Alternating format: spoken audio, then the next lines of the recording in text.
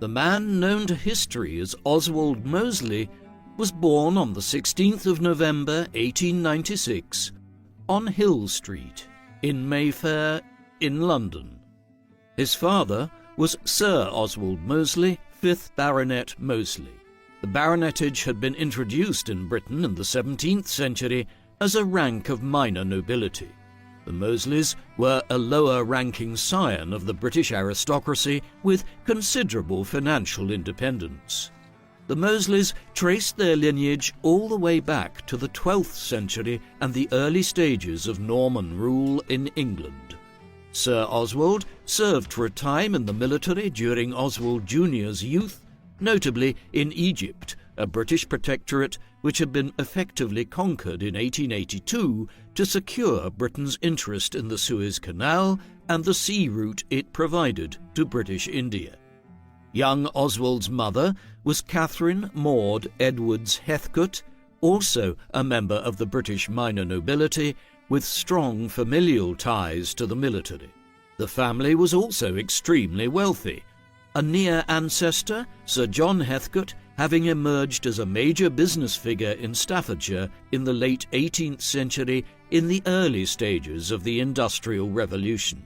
Oswald was the first of Catherine and Oswald Sr.'s 3 children.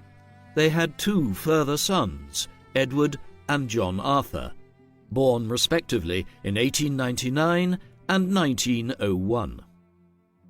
Oswald's youth was a troubled one in some significant ways.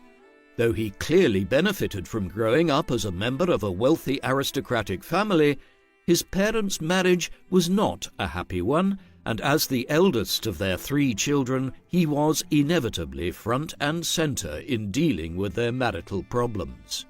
The conflicts between Oswald Sr. and Catherine usually focused on his adultery and overbearing nature, bordering on physical aggression. Eventually, Oswald's parents separated in all but name. Meanwhile, Oswald Jr., who was known primarily to family members in his youth as Tom, to distinguish him from his father and his grandfather, who was also called Oswald, was sent to live with his grandparents at Apedale Hall in Staffordshire, a large country estate. There he was apparently spoiled by his grandparents for several years before being sent to West Downs Preparatory School and then on to Winchester College, an elite school which had been originally set up in the 14th century and which acted as a feeder college to Oxford University in a time when one's class dictated their educational aspirations in Britain. At Winchester, Mosley excelled in several sports, becoming both a boxer and a fencer. His proficiency in the latter was notable, and had he been born in a different age and to a different social background, he might well have ended up as a professional fencer. When he was just 16, Mosley left Winchester. Unlike others, he didn't head for Oxford, but rather for the Royal Military College at Sandhurst. In the 19th century, the sons of the British royal family had begun serving in the British Royal Navy and Armed Forces, and it soon became a well-established tradition that sons of the nobility should serve in the military or navy for some period of time in order to further the interests of Britain's extensive empire. Following in this tradition, Oswald arrived in Sandhurst in 1913. By that time, he had already developed a reputation as having a quarrelsome personality, regularly getting drunk and picking fights when out and about Sandhurst. In the early summer of 1914, he was expelled from the military college for his behaviour after he participated in a brawl in which he fractured his right ankle. Luckily for Mosley, within weeks, Europe rapidly marched towards the First World War after the assassination of Archduke Franz Ferdinand, the heir to the Austro-Hungarian Empire, in Sarajevo in late June. Due to this, he was accepted back into the military and was commissioned into the 16th, the Queen's Lancers, a cavalry unit, as British forces prepared to head to France where a large proportion of the most intense fighting would play out on the Western Front over the next 4 years. Early in the war, both sides had grasped the potential of aerial warfare. The first plane had only been successfully flown in late 1903 by the Wright brothers at Kitty Hawk in North Carolina, but immediately upon the outbreak of the conflict in the late summer of 1914, the British, French, Germans and others realized the potential of aircraft, first for flying reconnaissance missions and then as devices to break the military deadlock on the ground. Moseley quickly became interested in joining the incipient British Royal Flying Corps and began training as a pilot. His fleeting career in the Air Force proved disastrous. He quickly completed his pilot's training. Then, in May 1915, while demonstrating his flying abilities in front of his mother at Shoreham, he crashed his plane. The impact shattered his right ankle, which had only recently healed from the fracture caused during the riot that he was involved in at Sandhurst a year earlier. The double injury to his ankle exacerbated the wound and made it unlikely it would heal 100%. Then, to compound matters, he headed back to France to fight in the trenches before it was fully healed. After re-exacerbating the wound again, he was informed that if he didn't head back to England to convalesce, there was a possibility of amputation. Moseley followed doctor's orders when so informed in 1916, but his ankle never fully recovered, and for the rest of his life he walked with a slight limp. Moseley saw active service at the Battle of Loos on the Western Front in France in the autumn of 1915, where he passed out from the pain in his leg, but his return to England early the next year left him effectively confined to administrative duty at the Foreign Office and in the Ministry of Munitions for the rest of the First World War. Nevertheless, his eagerness to serve in France and the fact that it had left him with a permanent injury had gained him some respect in political and aristocratic circles. As the war came to an end, he was consequently contacted by senior figures in the Conservative Party with an eye towards contesting the 1918 general election. He was duly elected for the constituency of Harrow, where he won easy election in an uncompetitive race. Thus, just weeks after turning 22, he entered the British Parliament as its youngest member. He began to make his mark there based on his oratorical abilities, his speech delivery being far better than most of the other members of the House. He served as the representative for Harrow for the next 6 years, gaining re-election in 1922. These were also important years in Moseley's personal life. In the late 1910s, he began a relationship with Cynthia Blanche Curzon, a daughter of George Curzon, 1st Marquis of Kedleston and Earl Curzon. Curzon had served as a Viceroy of British India between 1899 and 1905, as head of the burgeoning Air Board for a time during the war, and finally emerged as Secretary of State for Foreign Affairs in 1919. He would become leader of the House of Lords in the mid-1920s and was both wealthy and powerful. He suspected Moseley wanted to marry his daughter for her wealth and social status, but he nevertheless gave the union his blessing, and Oswald and Cynthia were married in May 1920. A daughter and a son, Vivian and Nicholas, followed in the first years of the marriage, and belatedly a third child, Michael, was born after a long gap in 1932. Other than this veneer of family stability, their marriage was a chaotic one, in which Oswald unleashed chaos amongst the Curzons.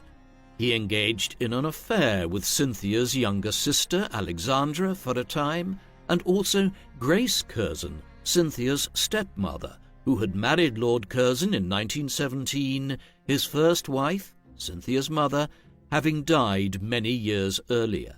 There were other affairs Moseley engaged in, but these ones with his wife's sister and stepmother were clearly of a level of moral dubiousness that was unusual. Despite the peculiar nature of their marriage, Cynthia and Oswald shared many similar political views, and she appears to have even influenced him substantially in the 1920s. She was a supporter of the Labour movement, and later in the 1920s even became a supporter of Leon Trotsky, the powerful member of the Soviet Union government who eventually fled from Russia after a power struggle with Joseph Stalin.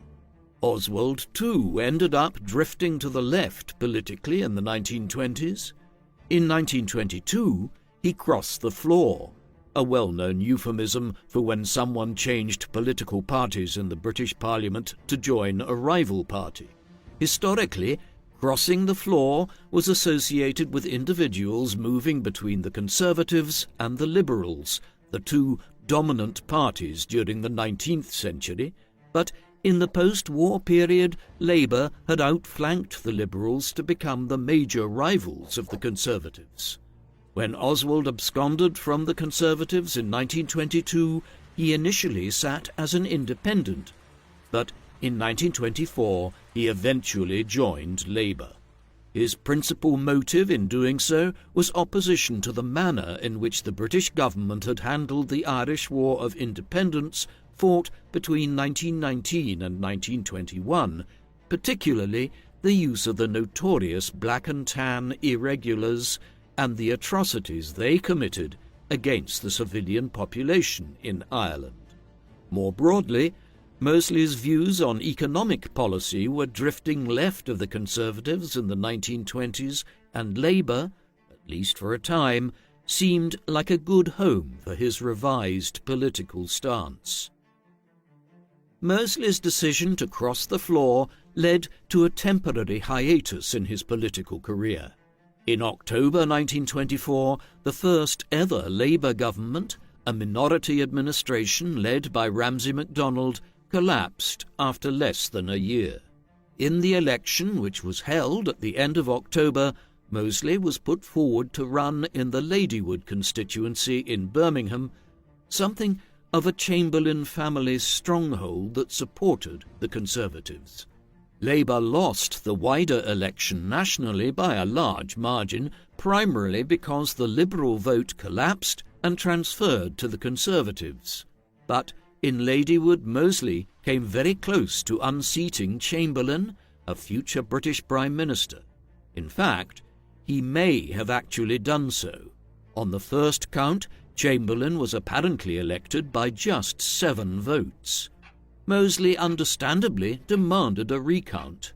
On the second effort, Mosley emerged as the victor by a margin of 2 votes. Eventually, on the final count, Chamberlain's vote appeared to suddenly jump by nearly 100 votes, and he won by a majority of 77. Mosley's political career was briefly on hiatus, though he had given Chamberlain such a scare that in the next election he switched to the safer seat of Edgbaston. With his parliamentary career temporarily at an end, Mosley and Cynthia went travelling. In the 1920s they visited various parts of Europe and the British Empire, notably India, where Cynthia had spent some of her earliest years when her father was viceroy there, and where the Curzons were well respected. There, Mosley met with Mahatma Gandhi, the leader of the Indian independence movement. It is an indication of the contradictions which characterized Mosley that he could, despite displaying a clear streak of virulent anti-Semitism and racism in other respects in later years, demonstrate his respect for Gandhi after meeting him in the 1920s, while the Indian political leader, for his part, also stated that Mosley had made a favourable impression on him. Meanwhile, as he was out of Parliament in the mid-1920s, Mosley kept an eye on developments at Westminster, and the Labour Party was anxious to have a skilled orator representing them again in Parliament. Therefore, when the Smethwick seat in Staffordshire fell vacant in 1926, Mosley was an obvious candidate to stand in his mother's native region. He won the campaign that December, and so, after a hiatus of 2 years, returned to Westminster. 2 years later, he would also ascend to the minor nobility as he succeeded as 6th Baronet Mosley on the death of his father. Over the next several years, Mosley steered his way towards a senior position within the Labour shadow cabinet, while the Conservatives governed for nearly a 5-year period following their earlier victory in the 1924 election. It was not until an election was held in May 1929, nicknamed the Flapper election, owing to it being the first British election in which women in their 20s were allowed to vote, that the political situation changed. Although the Wall Street crash would not occur for several months yet, the election was fought against a backdrop of some early economic warning signs and rising unemployment in Britain, factors which saw Labour make extensive gains over the Conservatives and returned MacDonald to 10 Downing Street as Prime Minister of a new minority government. Mosley had hoped for a senior cabinet appointment, but had to make do with the lesser position of Chancellor of the Duchy of Lancaster, an office which centres on administration of the royal estate. MacDonald did not wish to alienate a figure who he viewed as full of promise and whom many in political circles in the 1920s viewed as a potential leader of Labour and future Prime Minister. Hence, MacDonald gave him some unofficial duties in solving the unemployment problem, but Mosley was generally impeded in his efforts by more senior Labour Party stalwarts who had been involved in the party's economic policy formation for decades.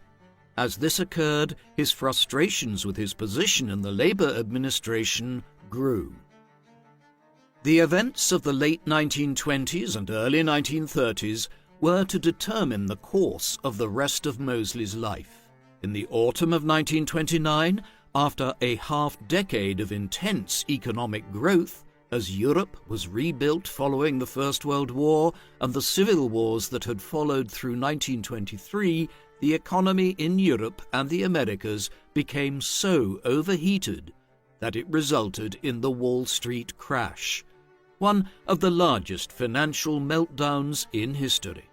As is well known, the Great Depression followed, a period of economic decline and stagnation that saw tens of millions of people lose their jobs and a level of deprivation amongst the poor of countries like Britain, Germany and the United States that is without equal in modern times.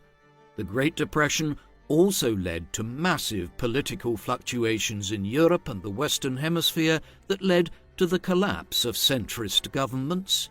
From 1930 onwards, political extremes on the left and right were once again in vogue. For Mosley, the crisis of the Great Depression led to him once again reconsidering his political stances as he came to conclude that the Labour Party did not have the ability or the ideas to meet the economic crisis head-on.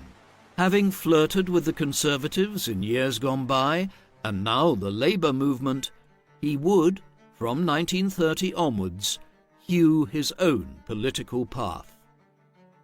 The first major sign of Mosley's increasingly independent streak was seen in 1930 when he drew up and released what is now known as the Mosley Memorandum. The memorandum was Mosley's blueprint for how Britain could pull itself out of the Great Depression. In it, he called for the implementation of high tariffs on imports of goods from other European countries in order to protect British industry and commerce in the midst of the crisis, a measure which he believed would increase employment at home. Where goods had to come into Britain from abroad, he proposed that they should be sourced from parts of the British Empire rather than obtained from the United States, Germany, France or other competitors.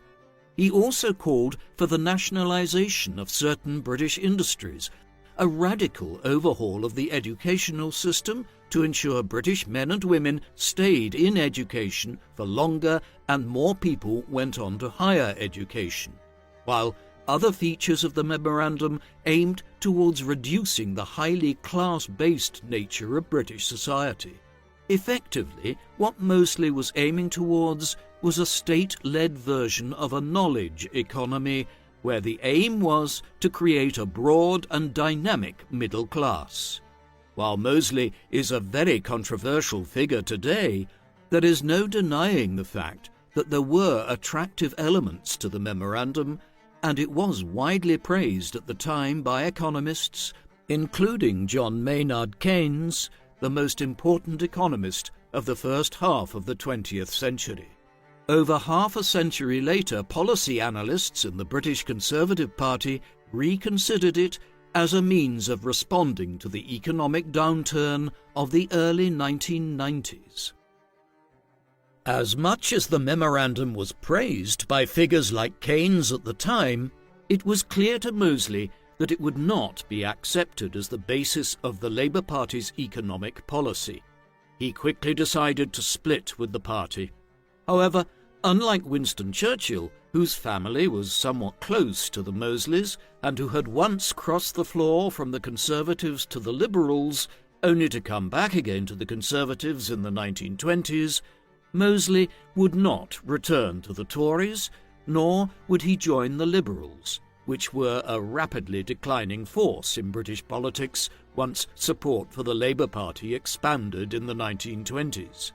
Instead, Mosley formed his own party, calling it the New Party. Formally established in the spring of 1931, it immediately emerged as a minor parliamentary group as Mosley convinced half a dozen fellow Labour MPs to join him. Its main policy platform was the Mosley Memorandum. Ultimately, the New Party lasted for only a year, for in 1932, Mosley formed a new organisation and amalgamated the New Party into it. He called it the British Union of Fascists. Meanwhile, the New Party lost its parliamentary representation quickly as its main figures, including Mosley, lost their seats in the 1931 general election. It is worth pausing in our story to consider the politics of Europe in the 1930s. The economic and social crisis wrought by the Great Depression, combined with the fears of a communist takeover of much of Europe following the establishment of the Soviet Union near the end of the First World War, had created a general desire for a new form of politics in Europe, one which combined elements of radical nationalism and also elements of socialism.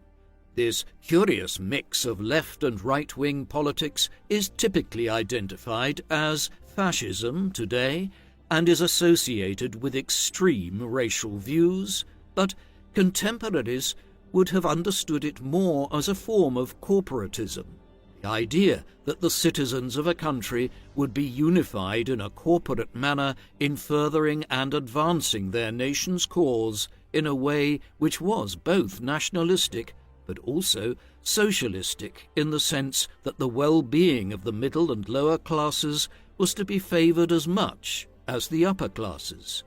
While it has enormously sinister overtones today as a result of the barbaric racial elements which were incorporated into this fascist politics when Mosley established the British Union of Fascists in 1932, those same negative overtones did not yet exist. Moreover, what he was doing was entirely in keeping with the general drift of politics in the Western world at that time. Nearly every country in Central Europe adopted some form of fascism or corporatism in the mid-1930s. So did Portugal and Spain, and even in countries where corporatist parties did not rise to power, such as in Ireland, there were still quasi-fascist movements during the 1930s that had major links to the political establishment. As such, what Mosley was doing in the early to mid-1930s needs to be viewed in context. The period when Moseley was establishing the new party and then the British Union of Fascists in 1931 and 1932 were also years of continuing infidelity in his marriage. The new object of his affections in the early 1930s was Diana Guinness, a scion of the Mitford family, a British aristocratic family that could trace their lineage all the way back to the Norman conquest in the 11th century. Diana was married to Brian Guinness, a member of the wealthy Anglo-Irish brewing dynasty, and, as with Oswald, she had children from her first marriage. Nevertheless, she divorced her husband in 1932, and her affair with Oswald became more and more serious over time. For his part, he had repeatedly asserted his intention to leave Cynthia, though one suspects he might never have done so had fate not intervened in 1933, as Cynthia died at just 34 years of age from complications of peritonitis, which in turn had emerged following an operation for appendicitis. With this, Oswald and Diana were able to pursue their relationship more openly, and they soon emerged as the most prominent couple in the world of British fascism, with Diana espousing the political movement faithfully, having come from a family which was keenly divided between adherents of fascism and socialism. It was not until 1936 that Oswald and Diana eventually married. They would have 2 sons, Alexander and Max. The British Union of Fascists had mixed success in the 1930s. Its membership grew to over 50,000 people, and it began to acquire support from elements of the established British media, such as the Daily Mail newspaper, which once ran a headline proclaiming, quote, "Hooray for the black shirts," in reference to the black shirt uniform which Moseley had the members of the BUF adopt. It found particular success in certain parts of London and other urban centres where unemployment was high as a result of the Great Depression, and there was a growing anti-migration sentiment. However, it met with very little electoral success, not contesting the 1935 general election and holding no more than a few seats on local councils at various points in the 1930s. This is how things stood for the most part throughout the decade. But while the BUF did not have any real parliamentary presence, they were still a factor in British political life that could not be avoided, with their distinctive uniforms, their rallies, and Moseley's oratory. Even those who reviled the BUF politically had to admit that Oswald was perhaps the most effective political speaker in the country during the 1930s. If the BUF met with little electoral success in the 1930s, this was perhaps largely owing to concerns about the party's connections to European fascism and, in particular, with Nazi Germany. The Nazis under Adolf Hitler had come to power there in 1933. Much of their rhetoric centered on reviving Germany after the humiliation of the First World War and the Treaty of Versailles that had been imposed on Germany in 1919. With their talk of Germany's re-emergence as the greatest power on the continent, many in Britain were uneasy about this new political experiment being orchestrated from Berlin and what implications it might have for Britain and for peace in Europe. Despite the general unease with Hitler, Moseley positively cozied up to the Nazis. When he and Diana were married in 1936, the ceremony was carried out in Germany at the home of the Nazi propaganda minister Joseph Goebbels. Moseley was also a great admirer of the Italian fascist leader Benito Mussolini. In 1937, he began an initiative to establish a pro-German radio station broadcasting from the Channel Islands. It was all enough to give many in Britain pause as to where Mosley's political loyalties lay and what his motives were with the BUF. Hand in hand with his growing ties to the fascist movements on the continent was an adoption of an increasingly xenophobic and anti-Semitic stance by Mosley and the BUF, particularly towards the Jewish community in Britain. There was also a more virulent form of anti-migration rhetoric in Mosley's political statements towards groups such as the Irish and the peoples of the British Empire in regions like India and South Africa, a development which points towards a fundamental shift in his own political views from the more tolerant figure of the 1920s. All of this came to a head on the 4th of October 1936 in the Battle of Cable Street in the East End of London. That day, a march was held by Mosley and the BUF, one which would involve separate divisions of the Black Shirts and their supporters proceeding from the Tower of London to Bethnal Green and Shoreditch, where speeches would be made by Mosley and others. In response, a separate counter-march was organised by a coalition of anti-fascists, including the British Communists, trade unionists, and groups representing both the Jewish and Irish communities in London. Barricades were also erected by those opposed to Mosley's event, primarily on Cable Street, to impede their march, thus the name the Battle of Cable Street. The Metropolitan Police managed to prevent the event from boiling over into major violence, with well over 100 people arrested. Overall, it demonstrated the growing racism of the BUF movement, but also the determination of many different groups in London to unite to oppose them.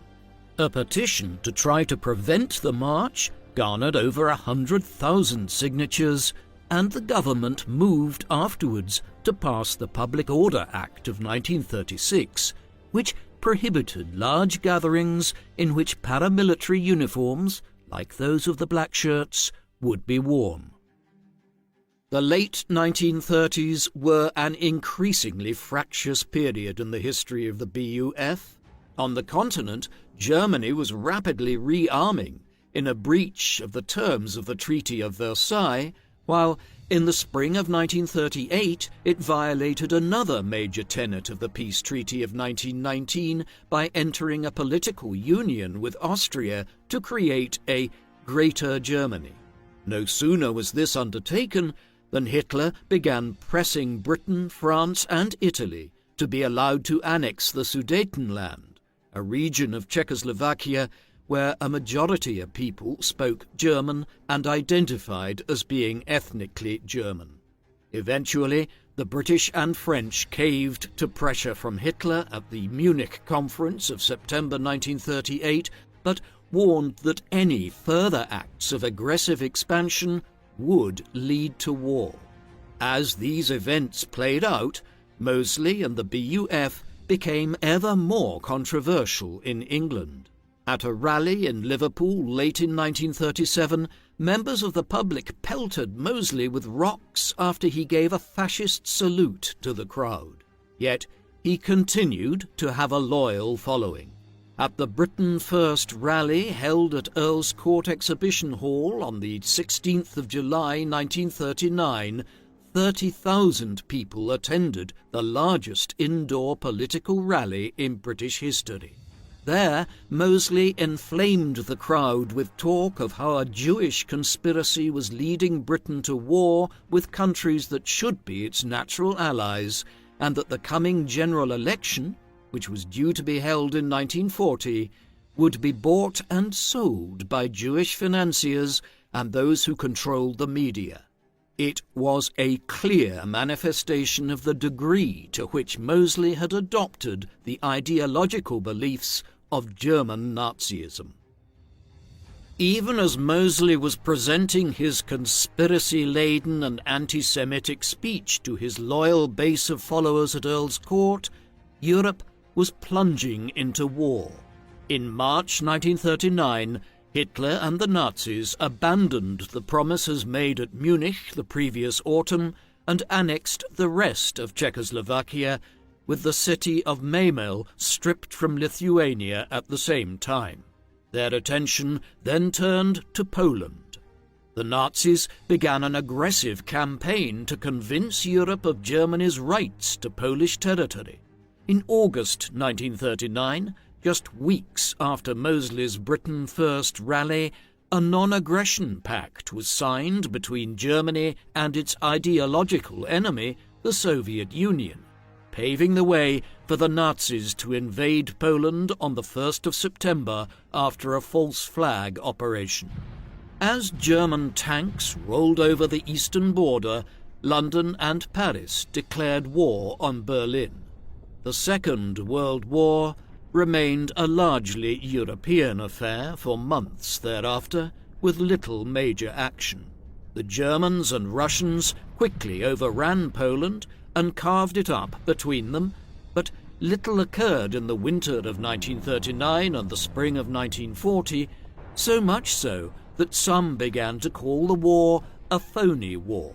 It wasn't until the late spring that the next steps were taken, when Denmark and Norway were quickly occupied by the Germans, and then the German Wehrmacht began massing on the western border for the long-awaited invasion of France. In Britain, Mosley's position was utterly compromised by these events.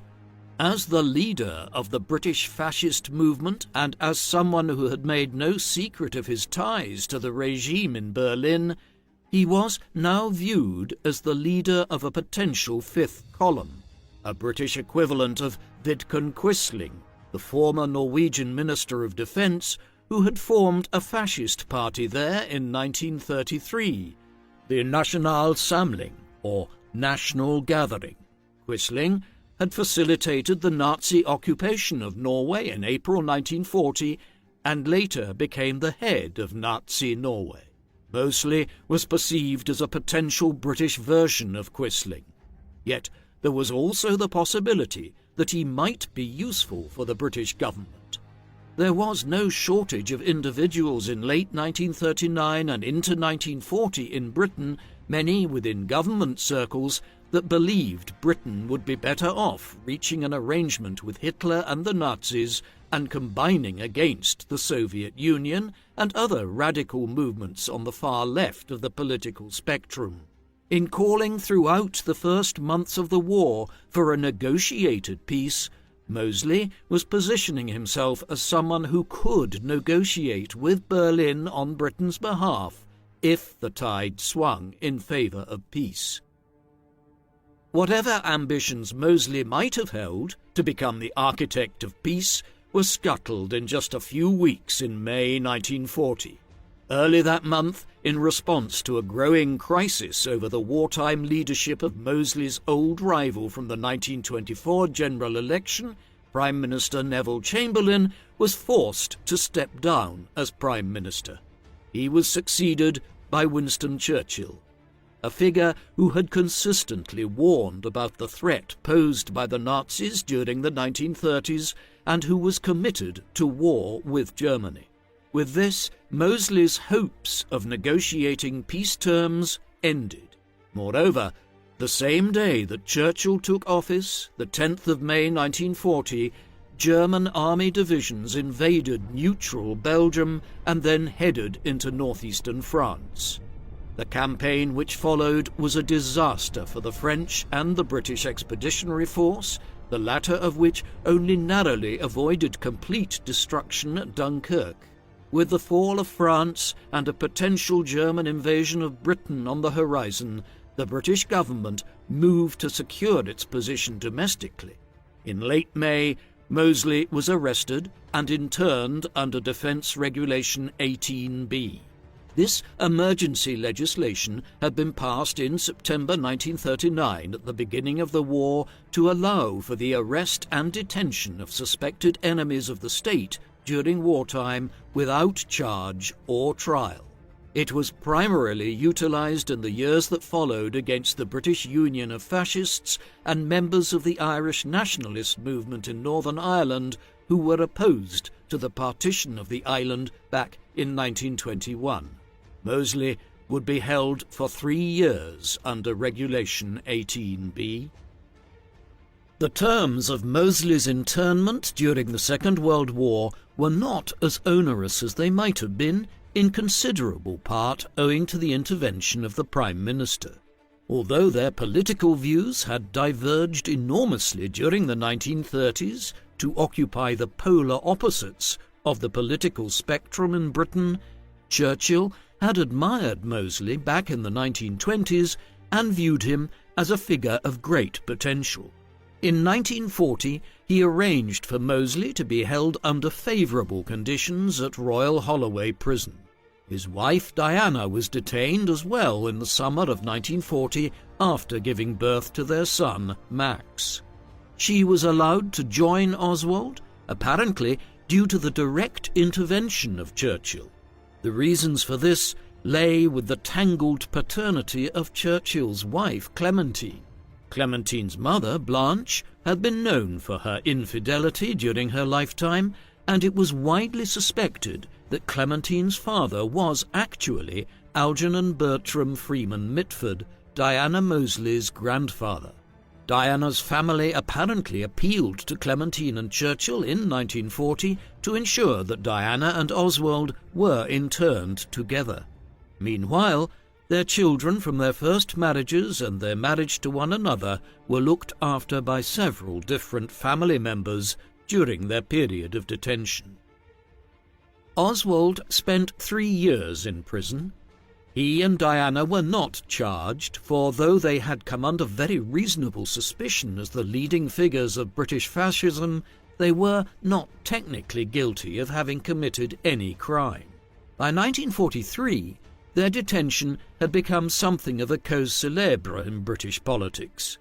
This was related to the changing circumstances of the war.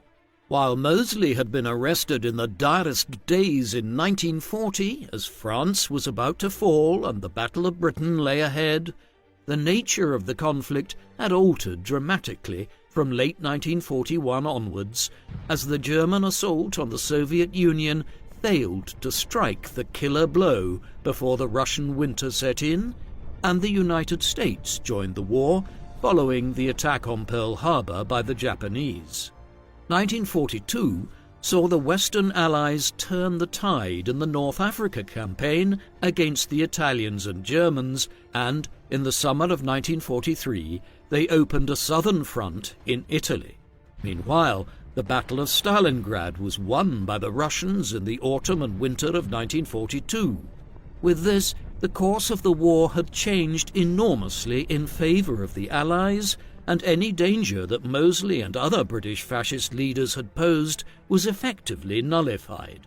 Consequently, after a major debate in the House of Commons in the early winter of 1943, the Mosleys were released. They would still spend the remainder of the war under house arrest. Oswald and Diana spent the last year and a half of the war living with Mitford relatives and at the Shaven Crown Hotel in Oxfordshire. Their movements were restricted and they were kept under police supervision, but they were reunited with their children and were given a large degree of liberty. The press covered their movements extensively. This was also a period when news of the Holocaust of 6 million of Europe's Jews and the mass murder of other groups, such as the Romani and Sinti people by the Nazis, began arriving to Britain in the final months of the war as camps were liberated across Europe. In these months and the years that followed the war, Moseley never expressed any regret for his involvement with the Nazis in the 1930s or the anti-Semitism of the British Union of Fascists. Moreover, in years to come, he would become one of the leading voices in Britain in efforts to argue that the Holocaust had been exaggerated or that it had been orchestrated by rogue elements within the SS rather than having been directly ordered by Hitler and the other senior members of the Nazi regime. As such, while Mosley's politics moved on to other concerns in the post-war period, he never expressed any contrition for his role in the fascist politics of the 1930s and the genocidal programs which had resulted from it on the continent. With the end of the war in Europe in the early summer of 1945, Mosley was now free to return to his life without any further punishment. One might have expected him to be happy enough to live a private life, enjoying his family's extensive wealth and staying out of politics after spending half a decade in prison and under house arrest. Furthermore, he was not in good social standing after the war in a way which might merit a political comeback. This did not deter Mosley in the slightest. After reconnecting with many of those who had been involved in the BUF prior to its prohibition on the 23rd of May 1940, the very same day that Mosley was arrested, he began plotting his political comeback.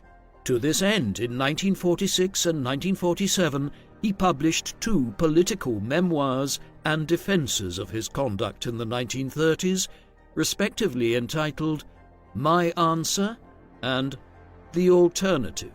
My Answer, in particular, set out to portray Mosley as a British patriot who had been unjustly maligned during the war years. His argument was that he could not have known what would transpire from 1939 onwards, and though it would have fallen on deaf ears in the mid-1940s, there had been many prominent political figures who had not exactly been virulently opposed to the Nazis back in the 1930s, notably Britain's wartime leader during the First World War, David Lloyd George, and the former British monarch, Edward VIII. Having presented these arguments in his books, Mosley returned to politics in 1948 when he formed the Union Movement. In many ways, the Union Movement was a return to his old politics. The party certainly fell far on the right of the political spectrum. Its economic views were corporatist, and it continued the anti-Semitism of the interwar fascist movements, with Mosley trying to make political capital out of developments in the Levant, where the Zionist movement had become violently opposed to the British Mandate administration in the 2 years following the end of the Second World War. But where the Union movement differed from Mosley's pre-war political ideology was in its promotion of pan-Europeanism. In his 1947 book, The Answer, Mosley laid out a theory that Europe had been moving inexorably towards a greater union for several centuries, beginning with the formation of large nation-states such as the United Kingdom, Spain, Germany and Italy out of much smaller polities during the late medieval and early modern periods. Mosley's conclusion was that the formation of a European supranational state, one which would unite countries like Britain, France and Germany after centuries of conflict, was inevitable. Such a state would operate on the basis of a centralized European authority, with individual countries retaining large degrees of autonomy, but acting in union with one another on a wide array of issues, particularly economic policy. In this way, Mosley argued, the new movement, which he called Europe a Nation, would be able to walk its own relatively independent line without being dominated by either the United States or the Soviet Union in the emerging post-war Cold War order. Thus, very quickly after the end of the Second World War, Mosley sought to rehabilitate himself as a major advocate of pan-Europeanism, or a form of European nationalism, as a replacement to the National Socialism and corporatism of the 1930s. There is no disguising the fact that what Mosley was arguing for in the post-war years was very much a political movement that mirrored, how the European coal and steel community, then the European Economic Community, and finally the European Union would develop. Though Britain was slow to embrace involvement in the European project and was a hesitant member for 4 decades before pulling out in the late 2010s. Perhaps it was this British ambivalence to the growing pan-European movement which led to the Union movement meeting with little success, though it was much more likely that the very support of Mosley would have made the British public even less supportive of involvement with the inaugural ECSC in the 1950s.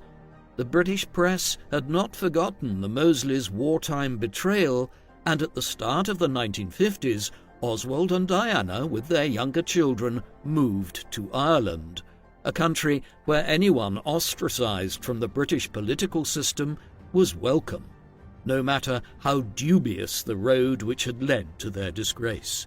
The Mosleys lived there for several years, an exile which was made more favourable by the fact that several of Diana Mitford's siblings also had ties to Ireland. Deborah Mitford, for instance, having married into the Cavendish family, which had extensive estates in the south of the country. As much as Mosley might have tried to embrace a less controversial form of politics in the post-war years and attempted a political comeback, his politics retained their racist edge. 2 developments in the 1950s emphasized this. First of these related to Africa. In the aftermath of the war, Britain was unable to ignore calls for independence from many of its colonies. After India and Pakistan acquired their independence in 1947, calls escalated for the same in Africa, where the British held lands covering much of southern Africa, around modern-day Zimbabwe, Botswana and Zambia, extensive territories further north around Uganda, Kenya and Sudan, and other lands to the west in Nigeria and Ghana. Mosley's solution to calls for independence was a form of continent-wide apartheid, whereby the European powers, Britain and France being the 2 nations who controlled huge swathes of the continent, would divide their colonies into white and black controlled areas, mirroring in many ways the system which had been created in South Africa in the late 1940s to preserve the position of the white minority Afrikaner community there. Mosley's proposals were soon abandoned, especially in the aftermath of the disastrous Suez Crisis of 1956, and the British and French began granting independence to nations all across the continent. Mosley would remain an ardent supporter of the apartheid regime in South Africa for the remainder of his life, visiting there in the 1960s long after the apartheid movement had started to become controversial internationally. Furthermore, he continued holding business interests in South Africa throughout the 1950s, 1960s and 1970s. The second episode, which was revelatory of Mosley's racial views in the post-war period, occurred in Britain itself in the late 1950s. In the immediate aftermath of the war, Britain, like many other European countries, had been left with a large labour shortage owing to the death of hundreds of thousands of young men during the war. Where Germany, for instance, had turned to countries like Turkey for foreign workers, Britain reached out to its empire. In the course of the late 1940s, tens of thousands of people began arriving from the Caribbean and other regions, the so-called Windrush generation, named after the HMS Empire Windrush, a ship that had arrived with one of the first large numbers of Caribbean migrants in 1948. By the mid-1950s, the growing influx of people from overseas into London and England more broadly was creating increasing inter-community hostility in some parts of England's major cities, especially during periods of low employment, when people born in England perceived the newcomers as taking jobs they might otherwise have acquired. This led, in the autumn of 1958, to the Notting Hill race riots in the Notting Hill area of London. A week of violence saw attacks on people of West Indian descent and scores of arrests. Mosley's reaction was to return to England and run for election in the Kensington district of London in 1959, fashioning his campaign around exploiting racial tensions in the capital. Some of the proposals he mooted during the campaign were regressive in the extreme, not just favouring a ban on further migration from the empire, or what remained of it, but also proposing forced deportations of those who had arrived in the decade or so after the war, and a ban on intermarriage. It was as close to a major political breakthrough that he would ever have in the post-war years, capturing nearly 10% of the vote, though ultimately failing to win a seat. In the aftermath of his failed election bid in 1959, Mosley relocated with Diana to Paris. They spent the remainder of their lives for the most part in Orsay, a wealthy suburb on the outskirts of the city. From here, he began efforts to try to coordinate with other pan-European far-right political movements in other countries. This led, in the 1960s, to the formation of the National Party of Europe, an umbrella organisation which included Mosley's union movement in Britain, the Deutsche Reichspartei in West Germany, the Italian Social Movement, and Jeune Europe in Belgium, all far-right parties with elements of neo-fascism in their workings. A manifesto, released in 1962, foreshadowed many elements of what would become the European Union, calling for a European Parliament and other federal measures of that kind. But others harked back to the corporatist politics of the right in the 1930s in declaring the movement's antipathy to both communism and capitalism. Effectively, it called for a third way, whereby Europe would separate itself off from both the US and the USSR, while another proposal was for the dismantling of the United Nations and its replacement with a tripartite body which would be formed of the US, the USSR, and the new European supranational state. A final, novel element to it was the description of parts of Africa as constituting part of Europe. Clearly, a provision that was designed to keep the Maghreb under European control in order to generate support for the movement in France, as that country was still at war to try to retain control over Algeria. The National Party of Europe met with very little success in the 1960s or 1970s, though its policy platform is curious in retrospect, as offering an alternative view of pan-Europeanism at a time when the founder members of the European steel and coal community were only beginning to consider the idea of a more formal union between their countries. Interestingly, while the far right has generally become opposed to European federalism in the intervening decades, in the 1960s far-right parties were in favour of federalism, though of a kind which sought to curb migration from overseas and implied a land grab of North Africa. Meeting with little success in the initiative, Mosley began writing an autobiography in the second half of the 1960s, one which would build on the political defence he had first provided in My Answer back in 1946. My Life was published in 1968. It was hardly an attempt to seek redemption for his past political life, but rather sought to explain away certain criticisms of him which had been made over the years, with Mosley being unrepentant in his views that Europe should be a continent for Europeans, and claiming that his politics in the 1930s was a response to the ineffectiveness of both Labour and the Conservatives. By the time My Life was published in 1968, Moseley had entered his 70s. His health was gradually declining. He had made one last effort to gain election in Britain in 1966, and after a fresh humiliation in which he acquired less than 5% of the vote, he effectively resigned himself to the end of his political career. The Union movement was wound up in the early 1970s and was replaced by the National Front as the main far-right party in Britain.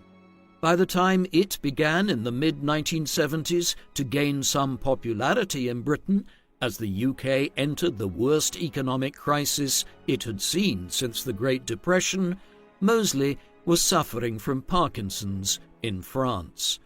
His last years were spent largely uninvolved in active politics owing to poor health and old age. He died in Orsay on the 3rd of December 1980 at 84 years of age. A small funeral was held in Paris, after which Oswald was cremated and his remains were scattered around the famous Père Lachaise cemetery. Just over 2 years later, his eldest son, Nicholas, born in 1923 of his first marriage to Cynthia, published a 2-volume biography of his father and the Mosleys' family life. Oswald had requested Nicholas, who he had a difficult relationship with, to write it, making his private papers fully available to allow him to do so. The work was generally critical of Oswald and his political career, while humanizing him as a father. Oswald Moseley was a complex figure. It would be easy today to dismiss him as simply a would-be fascist dictator of Britain, and, admittedly, there were many elements of that kind to his politics. Yet his political views in the 1930s should not be read entirely in light of what the Nazis did across Europe in the late 1930s and first half of the 1940s.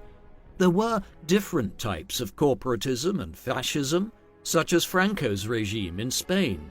Similarly, Moseley's form of corporatism was different to what was being espoused in Germany.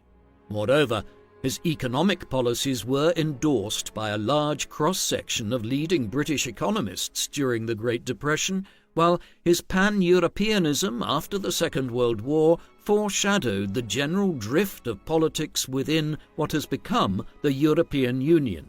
However, these complicating factors aside, there is absolutely no doubt that Moseley also advocated for a form of racial hierarchy, one which displayed acute anti-Semitism and also called for racial segregation across Africa, where much of the continent would have been transformed into an expanded version of apartheid South Africa. As such, while his political views were complicated, they were also not entirely estranged from the racial fascism of Nazism. What do you think of Oswald Moseley? Should he be perceived as a straightforward fifth column of the Nazi movement within Britain, or was he a more complex figure? Please let us know in the comment section. And in the meantime, thank you very much for watching.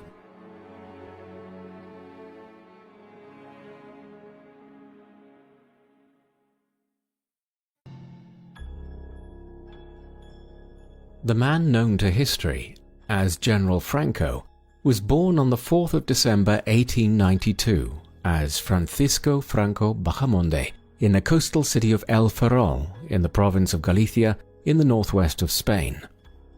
His father was Nicolas Franco, a descendant of an Andalusian family which had served in the Spanish Navy for 6 generations back into the early 18th century, and Nicolas himself would continue this tradition, working as an officer in the Spanish Naval Administrators Corps in the late 19th century. However, the relationship between Nicolas and his son Francisco would prove to be fraught, Nicolas being eccentric and a somewhat decadent character, traits which his son grew to dislike in his father. Francisco's mother was Maria del Pilar Bahamonde de Andrade, a native Galician from a well-to-do upper-middle-class family. Francisco would grow to become close to his mother, admiring her Roman Catholic piety and the serious demeanor she displayed in contrast to his father. As Francisco grew up, he developed a disciplined and serious character himself from a young age. He was originally destined for a career in the Spanish Navy, like multiple generations of the Francos before him. However, his family life was thrown into turmoil in 1907, when Francisco was just 14 years old. At this time, his father Nicolas abandoned his family and would soon marry another woman in Madrid. Francisco never forgave him and only maintained a limited relationship with his father for the remainder of his life. It is hardly a coincidence that just around the time that Nicolas Franco abandoned his family in Galicia, Francisco discarded any plans to join the Spanish Navy and instead entered the Spanish Infantry Academy in Toledo at just 14 years of age, though the decision was also partly attributable to the massive decline in the Spanish Navy in the aftermath of the Spanish-American War of 1898. Francisco eventually graduated in 1910 as a second lieutenant. His performance at the academy had been relatively modest, graduating towards the lower end of his class, but this can be partially explained by his age, many of the cadets at Toledo being 2 or 3 years older than Franco. The Spain that Franco now entered military service for was on the cusp of a protracted political emergency. Indeed, it had been enduring a very prolonged crisis in one shape or another for 2 centuries. In the 16th century, Spain had been the foremost European power, the superpower of its day, fueled by an enormous empire in the New World and huge gold and silver bullion flows from Mexico and Peru. However, in the 17th century, the Spanish Empire had entered into a period of rapid decline, as those same bullion inflows from the Americas dried up, such that by the 18th century, Spain was a second-rate power with a backward, underdeveloped economy. Moreover, the country's politics were crippled by the excessive power of the Roman Catholic Church and an ineffective monarchy. Then, in the early 19th century, independence movements in South America and Central America robbed the country of most of its overseas empire.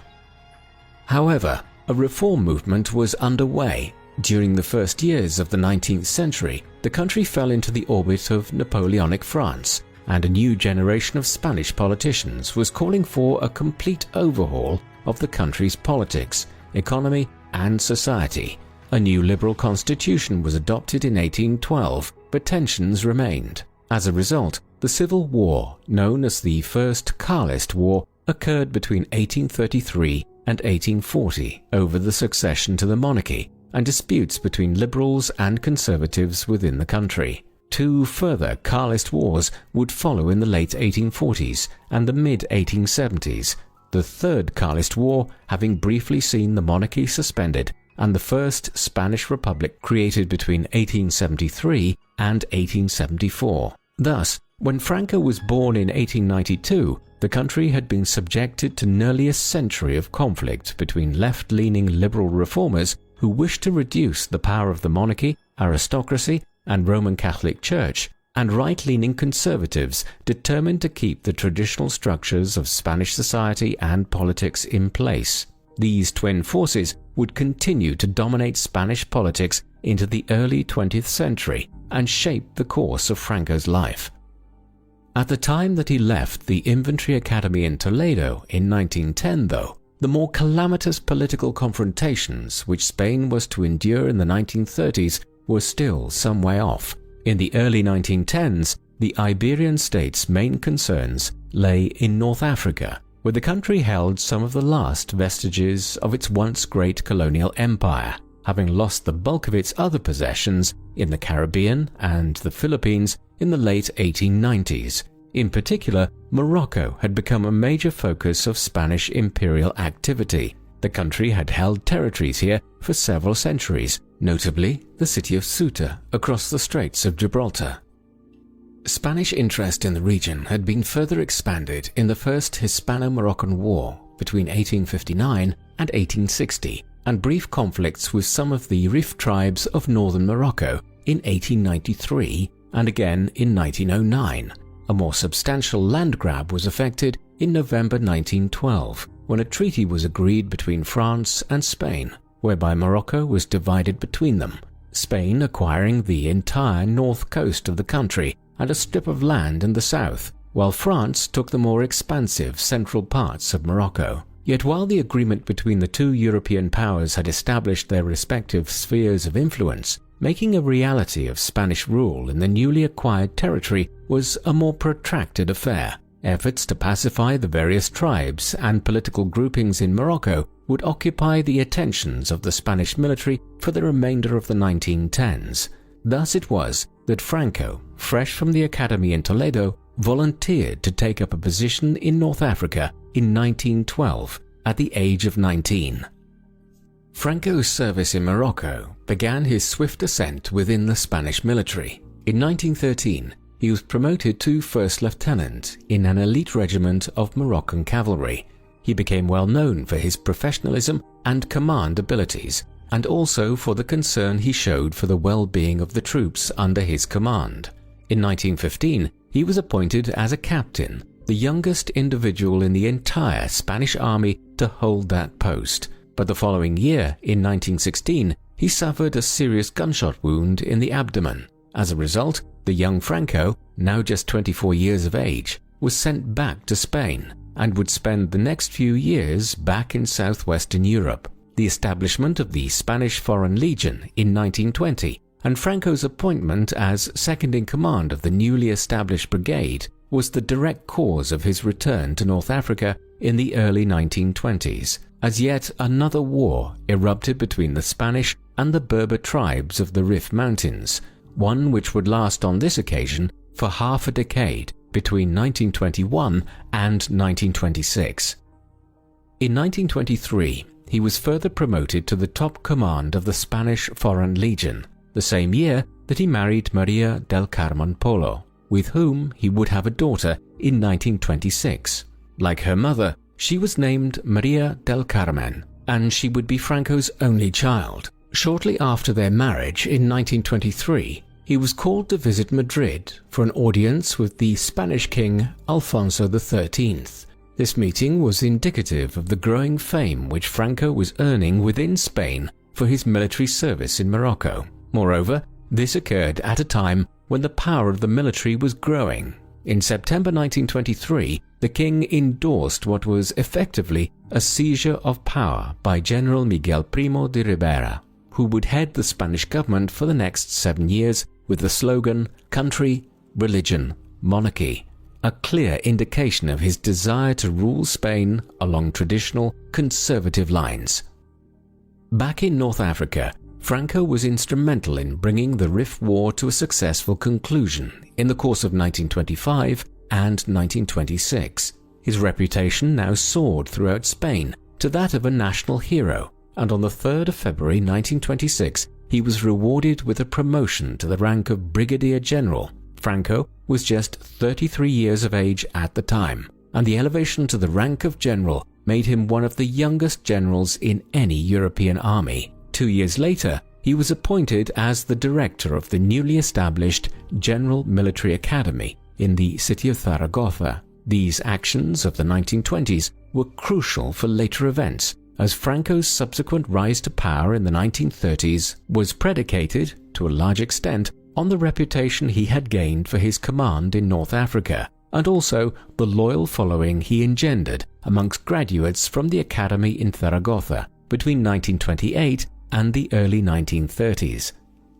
The events which would eventually culminate in the Spanish Civil War and Franco's ascent to power have their origins in 1930. In late January that year, the effective head of the Spanish government since 1923, General Miguel Primo de Rivera, was forced to resign owing to a deepening economic crisis in Spain and public discontent with the direction of the country's politics. There now followed 15 months of political instability in the country, culminating in municipal elections in April 1931, in which the Republicans won over 40% of the vote, as opposed to just 25% for the monarchists. This was perceived as a referendum on the monarchy of King Alfonso XIII. one which he listened to the result of.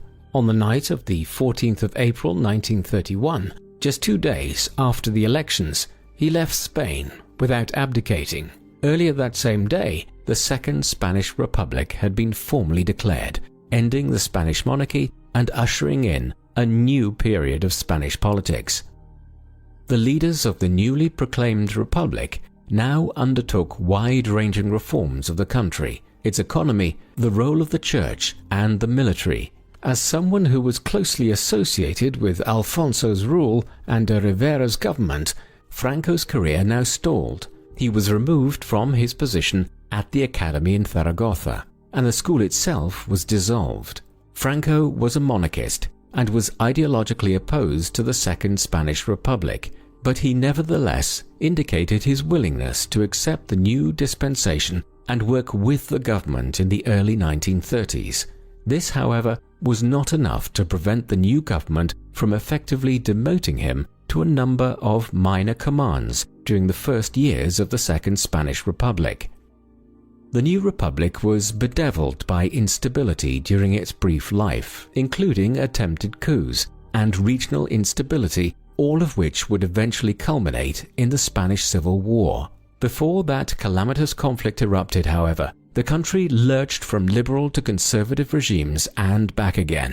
In 1933, the Spanish Confederation of the Autonomous Right were the victors in elections to the Spanish legislature, prizing power from the liberal parties which had seized power in 1931. The 1933 elections were a boon for Franco's flagging career. He was restored to a more active command, and in 1934 he was promoted to Major General. That October, he was placed in charge of suppressing a violent revolt amongst miners in the province of Asturias, who were unhappy with the growing influence of the conservatives within the Spanish government cabinet. His successful prosecution of the Asturias insurrection would see him appointed as Chief of the Spanish Army's General Staff on the 19th of May 1935. The insurgency in Asturias and Franco's stated views on it also points to where his ideological views and personal politics lay by this time. Franco described the insurgency as a frontier war, one being perpetrated by socialists and communists with the goal of overthrowing civilization itself in Spain. Franco's anti-leftist credentials were being established in this manner just as the Spanish political landscape was lurching into its ultimate crisis. A series of scandals in the mid-1930s led to the dissolution of Parliament and the calling of new elections for February 1936. This occurred at a time when the country's politics had polarized to an unprecedented extent between a left bloc of communists, socialists, and radical Republicans united into a coalition termed the Popular Front, and a right bloc of monarchists, conservatives, Spanish traditionalists, and ultra-Catholics, with the latter having a large amount of support from elements within the military hierarchy and the colonial administration in North Africa. Despite this coalition on the right, the left were victorious in the elections of 1936, and Manuel Aznar, the leader of the Republican Left Party, was quickly made president in a new government of the left. Azar's appointment as president in 1936 was the catalyst for elements on the right, and in particular within the military, to now begin plotting a coup d'etat. As this was occurring, Franco was effectively in exile. In February 1936, he had been sent to the Canary Islands as a military commander there, a position which was effectively a form of banishment from Spain itself. Up to this point, General Franco had largely remained aloof from any of the political parties in Spain, but he was now contacted by those elements within the military who wished to overthrow the government of the Second Spanish Republic in order to end the anarchy which had characterized Spain's politics throughout the 1930s. In June 1936, he met with the officers in question in a forest on the island of Tenerife to discuss the coup. At this point, Franco refused to commit to the insurrection, but in the weeks ahead, he did so. The revolt would be led by 3 individuals: General José Sanjurjo, a monarchist opponent of the Second Republic who was living in exile in Portugal, would be its symbolic head, while Emilio Mola y Vidal, 1st Duke of Mola, would lead the revolt on the Spanish mainland. Franco took command of the Spanish colonial armies in North Africa. The Spanish Civil War began on the 17th of July 1936, a day earlier than planned, when the Army of Africa rebelled in Morocco. The following day, Franco flew from the Canary Islands to North Africa as the rebel forces were seizing control of large parts of Spain. By the end of July, the insurrectionists, who were now referring to their broad coalition of political groupings as the Nationalists, had gained the support of elements throughout North Africa and in the towns and hinterlands of Zaragoza, Sevilla, Córdoba, Valladolid, Burgos, and Pamplona in Spain itself. However, the government, broadly identified as the Republicans, managed to maintain control over the largest cities, including Madrid, Barcelona, Bilbao, Malaga, and Valencia, with the two sides both holding or seizing substantial parts of the country. The stage was set for a prolonged and bitter conflict. This was exacerbated by the political, economic, and military aid which both sides were receiving. The Republicans would quickly be supported by Soviet Russia, while aid and direct military support was channeled to the Nationalists by the Nazi regime led by Adolf Hitler in Germany and the fascist government of Benito Mussolini in Italy. Other nations, such as the United States, France, and Britain, declared their neutrality but could not stop independent brigades forming and traveling to Spain to fight on behalf of one side or the other. As a result of all this, the Spanish Civil War became a proxy war in the wider showdown between the political right and left in Europe in the years prior to the outbreak of the Second World War. It also acted as a means of trialling the new developments in military hardware which had been made since the First World War, notably the rapid advances in airplanes which had occurred since the 1910s. The Civil War itself became a long war of attrition. Having quickly seized the Spanish protectorate in North Africa in late July 1936, Franco was able to convey a large proportion of the North African army, which consisted of approximately 30,000 men, to Andalusia in southwestern Spain in early August. He then began a march on Madrid, with the goal of seizing the Spanish capital from the Republicans and bringing the war to a swift conclusion. However, by the time he advanced on the city in October 1936, significant enough aid had been channeled to the Republicans by the Soviets and other communist powers that Franco failed to secure the Spanish capital. With this, the possibility of a short, swift victory for the Nationalists had passed. As the war settled down into a protracted struggle in late 1936 and into 1937, the Nationalists organized themselves into a provisional government at Burgos, a town to the north of Madrid, which had been a capital of the Kingdom of Castile and was a symbolic site for the nationalist government during the Civil War. On the 1st of October 1936, Franco was proclaimed Generalissimo of the Nationalist Army. He would soon become the supreme leader of the Nationalists in the Civil War, as on just the third day of the rebellion, the 20th of July 1936, General José Sanjurjo had been killed when flying back to Spain from Portugal. Then, on the 3rd of June 1937, Emilio Mola was also killed in an air accident when his plane flew into the side of a mountain as a result of bad weather when flying to Vitoria in the Basque country. This left Franco as the undisputed leader of the Nationalists in the Civil War and paved the way for his dictatorship in its aftermath. 1937 also witnessed the formation of the political party which would come to dominate Spanish politics until the 1970s. In 1934, in the firmament of Spanish radical politics prior to the outbreak of the Civil War, a new political party, the Falange Española, or Spanish Phalanx, had been established. This was effectively a fascist party in the vein of the National Socialists in Germany. It was far-right, anti-communist, and a champion of the Roman Catholic Church. Franco had not been associated with the Falange in its early years, but in April 1937 he now merged the fascist party with a number of other political groupings of the right in Spain.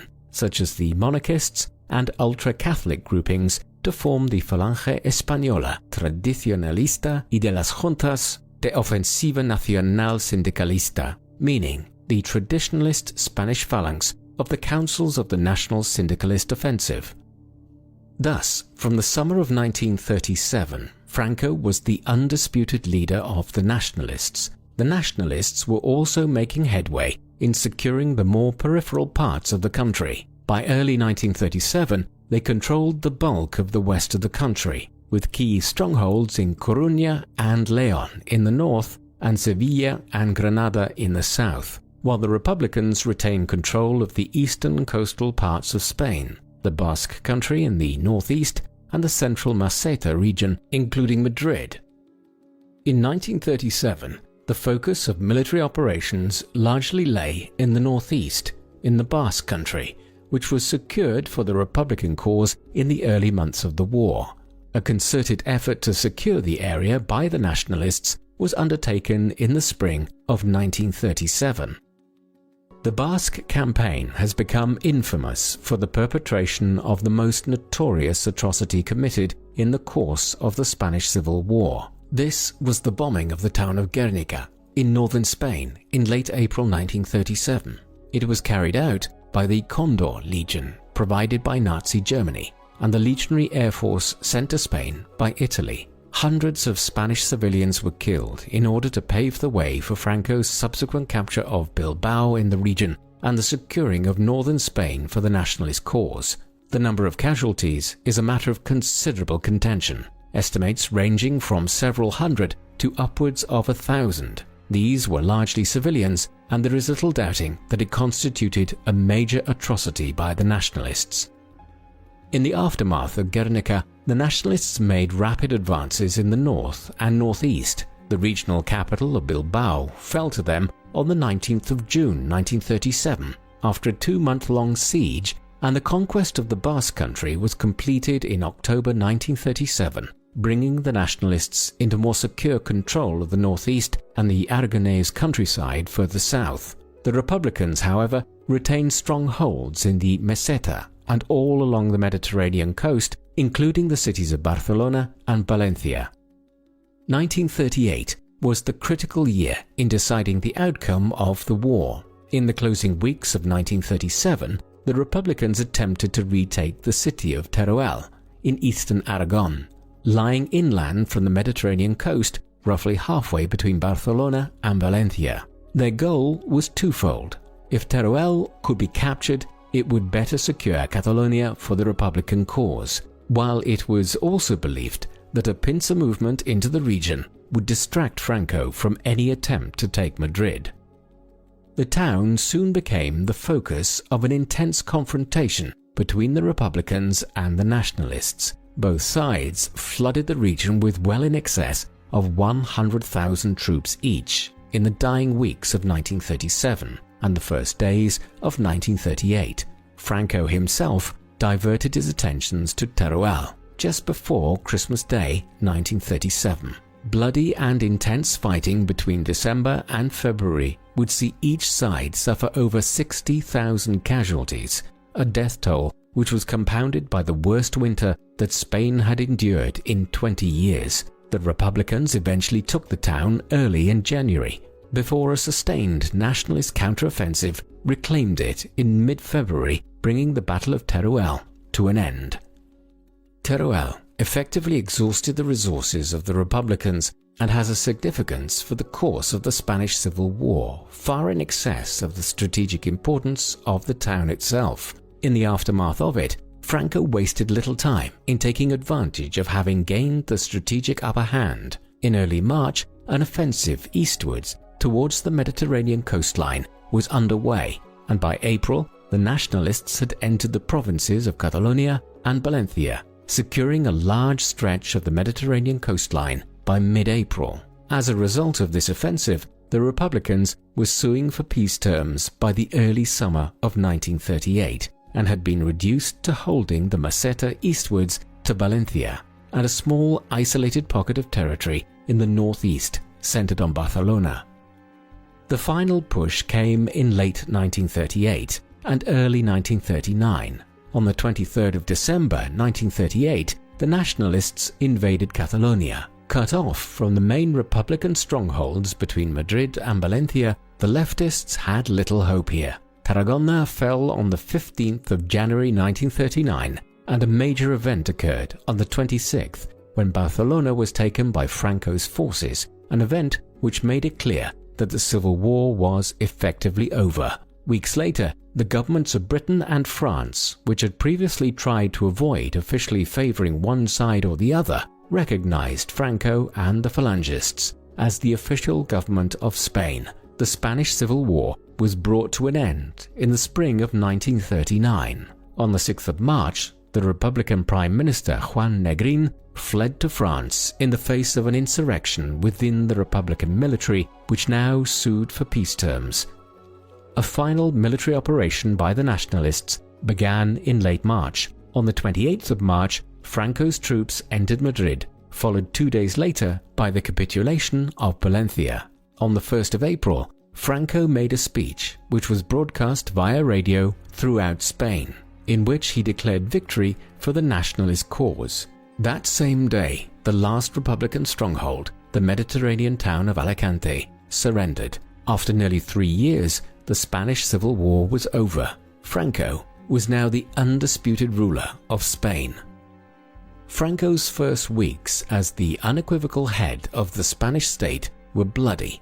Leading historians of the regime estimate that at least 30,000 Republicans were executed in the weeks and months following the cessation of hostilities, while tens of thousands more were imprisoned. Hundreds of thousands more fled from the country, many leaving for South America, and approximately 500,000 streaming over the Pyrenees to France to find refuge there. For years afterwards, such persecution of Republicans and their families would continue, and is one of the greatest crimes of Franco's regime. Although Spain's new leader aspired to rejuvenate the country in the aftermath of the war, he was to be instantly thwarted in this by events elsewhere in Europe involving his erstwhile allies. Nazi Germany's involvement in the Spanish Civil War had been just one component of a much wider pattern of German aggression throughout Europe during the mid to late 1930s. In March 1936, the Rhineland region of Western Germany was remilitarized. 2 years later, in March 1938, a more aggressive action was taken when Germany effectively annexed Austria into Greater Germany. Then, in early 1939, the rest of Central Europe was brought under Nazi control when parts of Czechoslovakia and Hungary were formed into puppet regimes or annexed. Britain and France had tried to appease Hitler and the Nazis as all of this was occurring, but when Germany invaded Poland on the 1st of September 1939, it was a step too far. 2 days later, the governments in London and Paris declared war. One might have assumed that Franco would have been an obvious ally of Nazi Germany and Mussolini's Italy when the Second World War erupted throughout Europe in September 1939. After all, both the Germans and the Italians had provided significant, perhaps crucial support to the Spanish fascists during the Spanish Civil War, and as a result had paved the way for Franco's rise to power. And yet Spain would remain neutral for the most part throughout the conflict. Franco's reasons for not joining the Axis powers during the war were mixed. In the autumn of 1939, the motive was sheer war exhaustion. The Spanish Civil War had only been brought to an end in April 1939, and there was a country to be rebuilt and civil strife to be recovered from when the issue arose of whether to join Hitler and Mussolini in their general war just a few months later. But Franco's stance in this regard shifted considerably in the months ahead, following the lightning-quick conquest of Denmark, Norway, the Low Countries and France by Germany in the late spring and early summer of 1940. The Spanish dictator indicated to Hitler in mid-June 1940 that he was willing to join the war. Negotiations to this effect were held at Hendaye in southern France on the 23rd of October 1940 between Franco and Hitler. But here the German Chancellor balked at Franco's demands for supplies from Germany, and a promise of future control of Gibraltar and French North Africa. Once these early negotiations to bring Spain directly into the war on the side of the Axis powers failed, Franco generally steered an opportunistic politique course for the remainder of the war. For instance, he sanctioned the formation of a unit of Spanish volunteers to serve in the German war effort, but strictly stipulated that this Blue Division was only to be allowed to serve on the Eastern Front against Soviet Russia, as he did not wish to damage Spain's relations with the US and Britain. Similarly, Spanish troops were stationed in the Pyrenees from 1941 onwards to prevent against any attempt by Hitler to occupy the Iberian Peninsula for strategic reasons. More revealingly, Franco shifted his stance as the course of the war altered in 1942 and 1943, with the German armies having been stopped on the Eastern Front and then forced into a retreat back towards Poland and Germany by the advancing Soviet Red Army. Franco saw that Hitler and his allies were doomed, and accordingly began engaging in a more strict neutrality, and was increasingly accommodating of the Allies from 1943 onwards. Allied troops who were downed in France in air missions could flee to Spain, and were given safe passage back to their respective countries from the Iberian Peninsula. This certainly gained the appreciation of both the British Prime Minister, Winston Churchill, and the US President, Franklin D. Roosevelt at the time. But Franco was not so well liked in the aftermath of the war by the Western powers. In the aftermath of the global conflict, Spain was not invited to join the newly established United Nations, owing to the sympathetic stance it had displayed towards Nazi Germany during the war, and the country under Franco was ultimately excluded from that international body until 1955. Once the Second World War concluded in 1945, Spain finally found itself free of either its own civil war being fought internally or a global war raging everywhere around it for the first time in nearly a decade.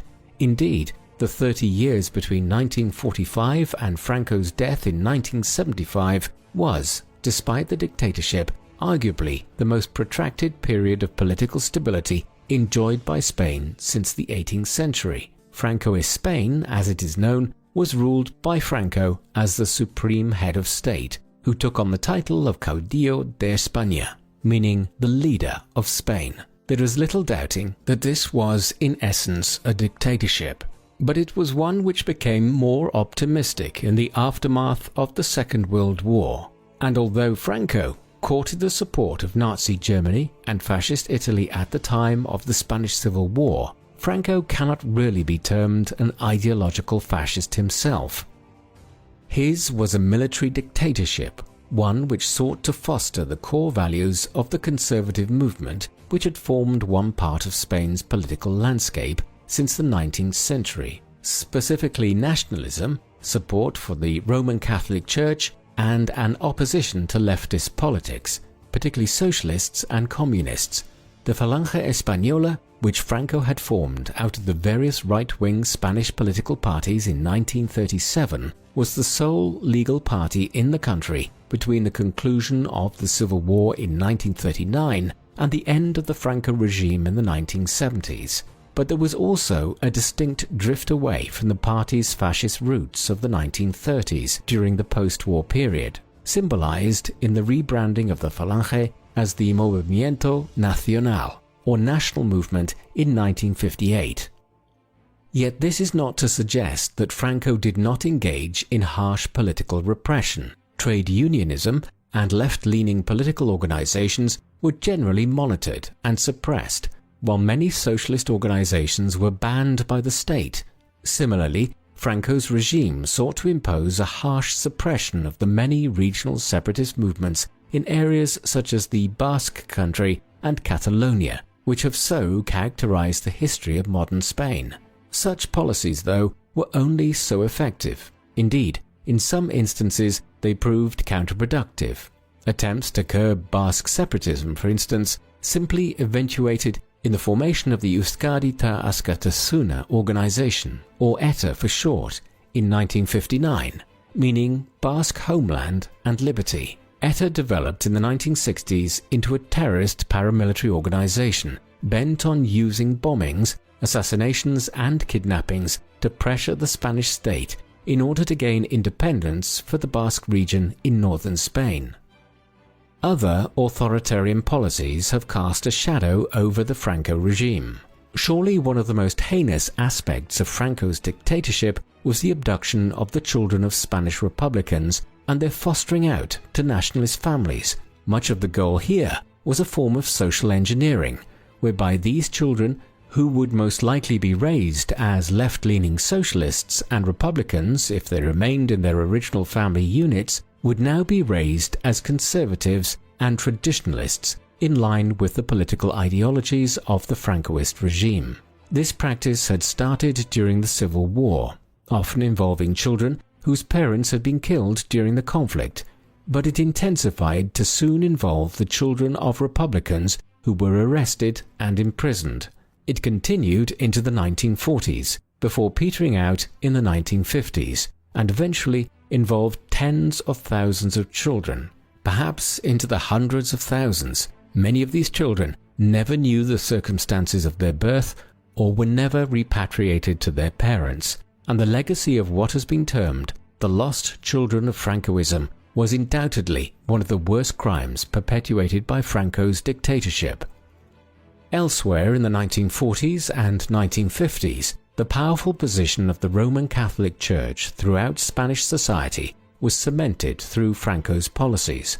The Church's close alliance with Franco ensured that it was given almost complete control over the country's educational system, including Spain's universities, where lecturers and professors were screened for their Catholic credentials, and in Spanish society, divorce, contraception, and abortions were all prohibited.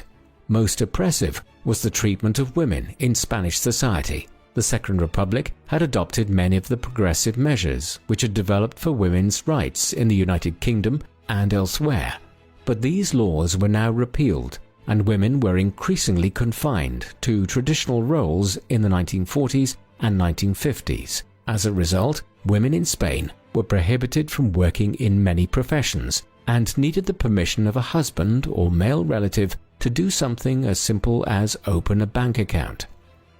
The middle years of the Franco regime in the late 1950s also saw considerable changes in Spain's colonial possessions in North Africa. In 1956, the French-held parts of Morocco gained independence, and the Spanish state simultaneously agreed to relinquish some of the territory it had acquired in northwest Africa nearly a half-century earlier.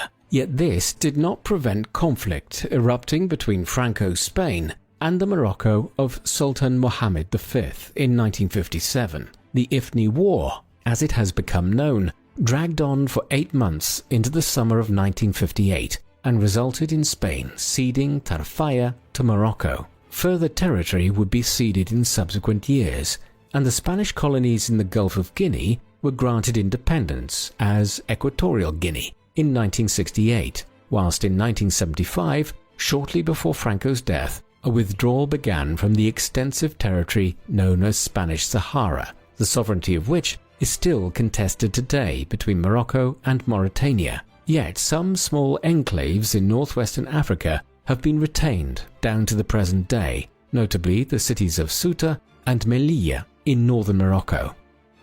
There were ambiguities to all this as time passed and the memory of the Civil War faded and the regime became more liberal. The White Terror, as the Francoist oppression of the Republicans, both during and immediately after the war has become known, petered out gradually in the 1940s. Though much of this was owing to the regime simply no longer having any enemies at home to persecute, concentration camps, which had been set up to hold Republican prisoners in the late 1930s, gradually disappeared from Spain. The last one, that at Miranda de Ebro near Burgos, was closed in 1947. By way of contrast, from the late 1950s onwards, and in particular during the 1960s, unofficially sanctioned trade unions began to operate in Spain and were not crushed or clamped down on in the manner which they almost certainly would have been had they tried to operate in the 1940s.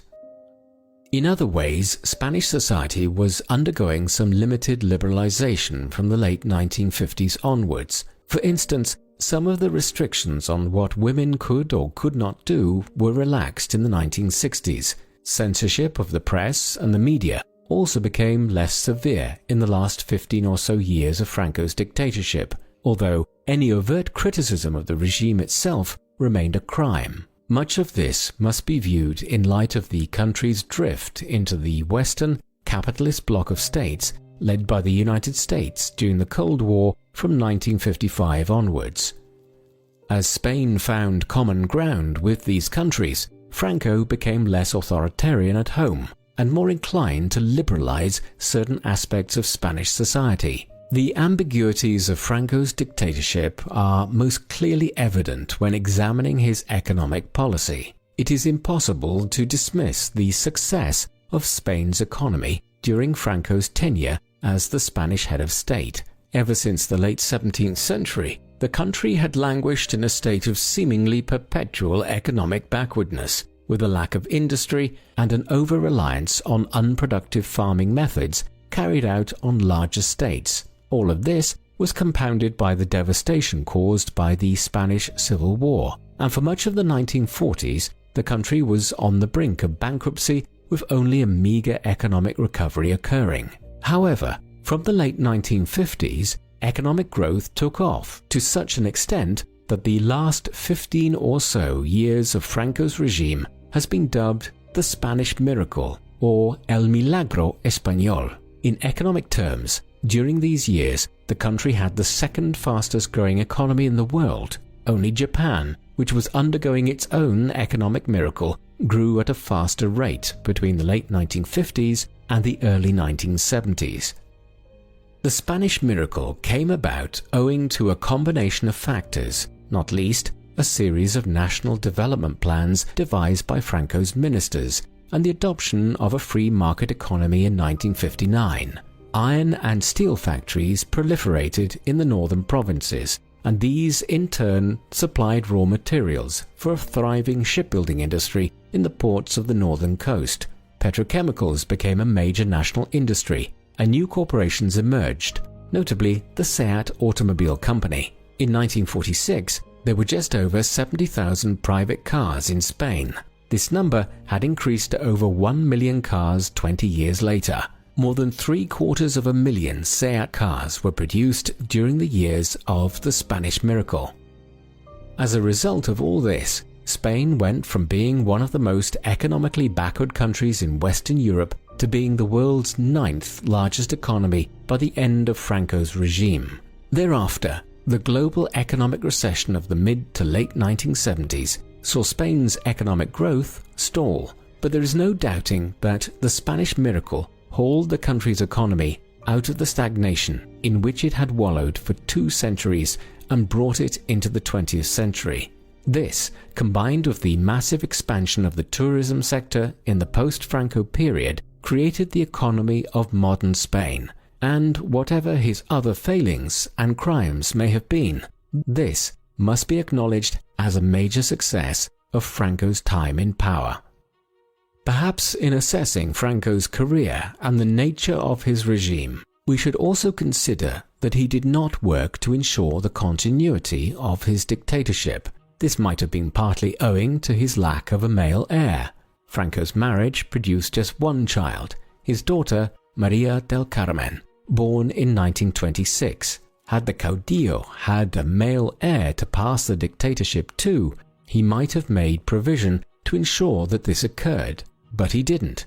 Indeed, Franco had taken steps to restore the Spanish monarchy as early as 1947, when an official referendum was held to make Spain a monarchy once again. Although it was passed, no new king was crowned at that time, and Franco instead had his powers as a regent for life ratified.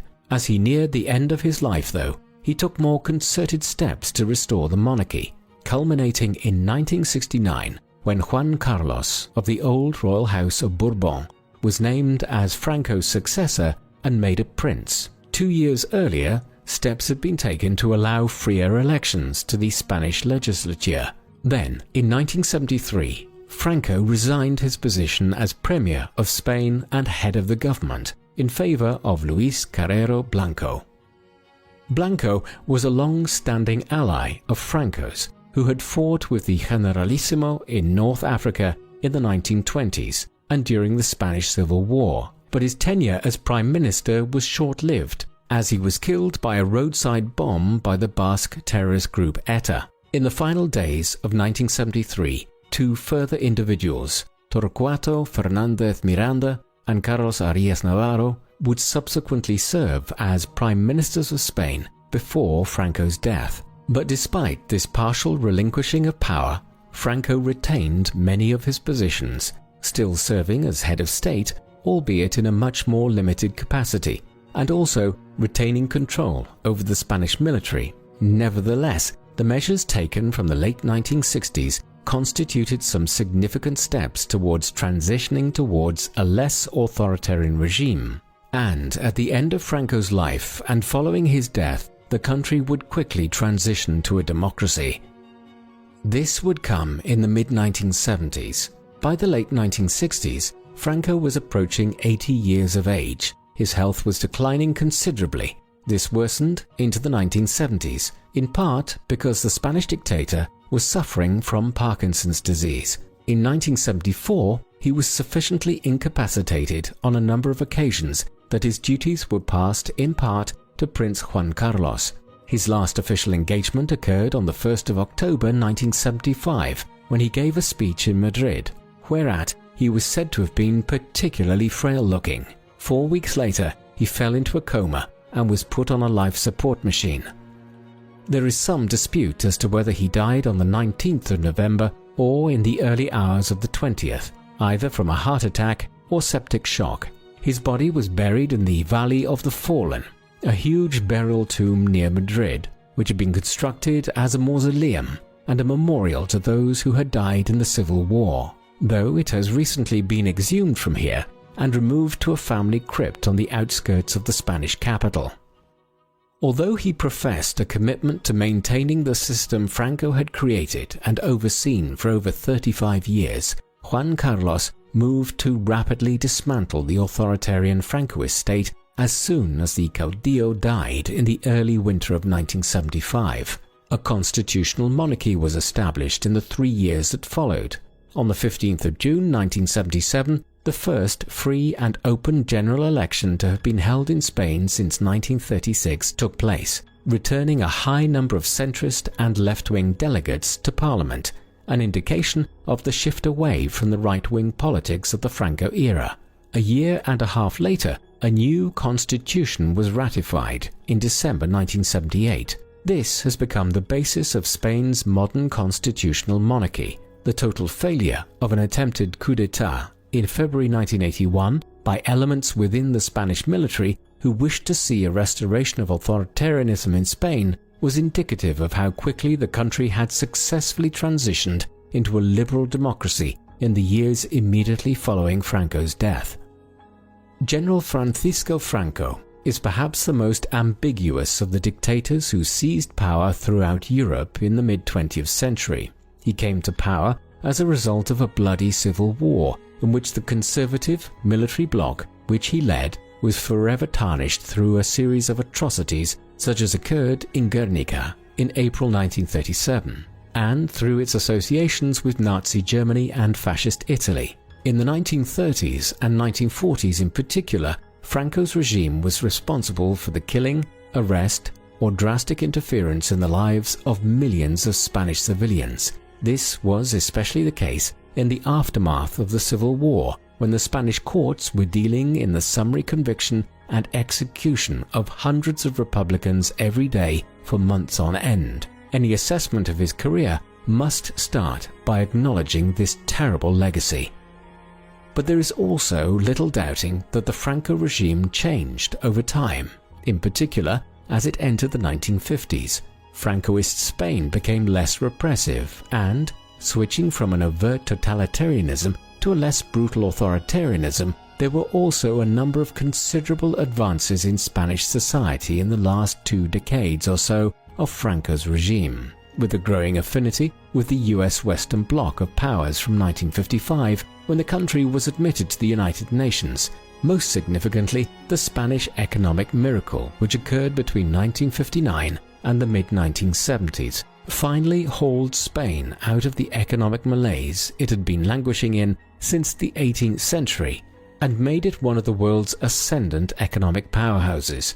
This created economic opportunities and prosperity for the Spanish working and middle class, which was unparalleled up to that point in modern Spanish history. This certainly does not excuse Franco's crimes, but it should be considered in any balanced appraisal of his time in power.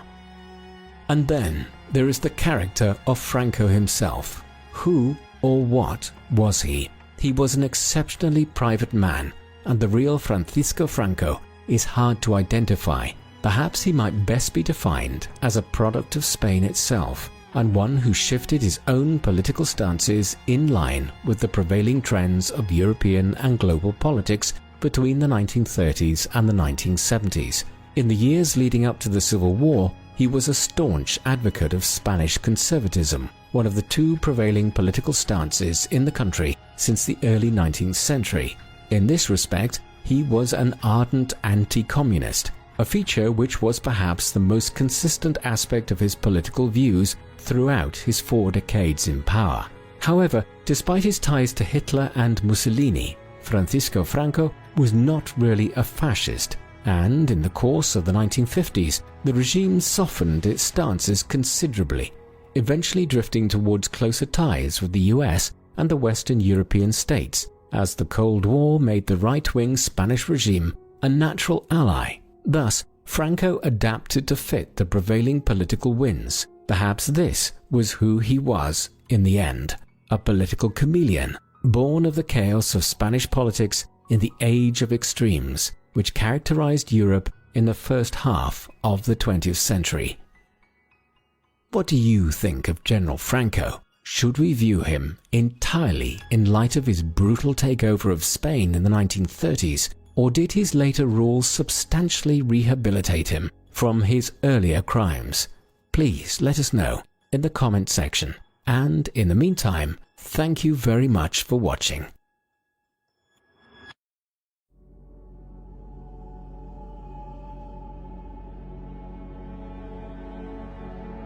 The man known to history as Benito Mussolini was born on the 29th of July 1883 in the small town of Dovia di Predapio in the Emilia-Romagna region of central Italy. His full baptismal name was Benito Amilcare Andrea Mussolini. Amilcare comes from Hamilcar, the given name of a Carthaginian general of the 3rd century BC, who was one of the Roman Republic's great nemeses during the era of the Punic Wars, and the father of Hannibal, who famously marched over the Alps to strike at Rome during the Second Punic War. The Carthaginian middle name is a somewhat ironic one for Mussolini to have had, given that he later viewed himself as a leader who was restoring Italy to the greatness it had enjoyed in Roman times.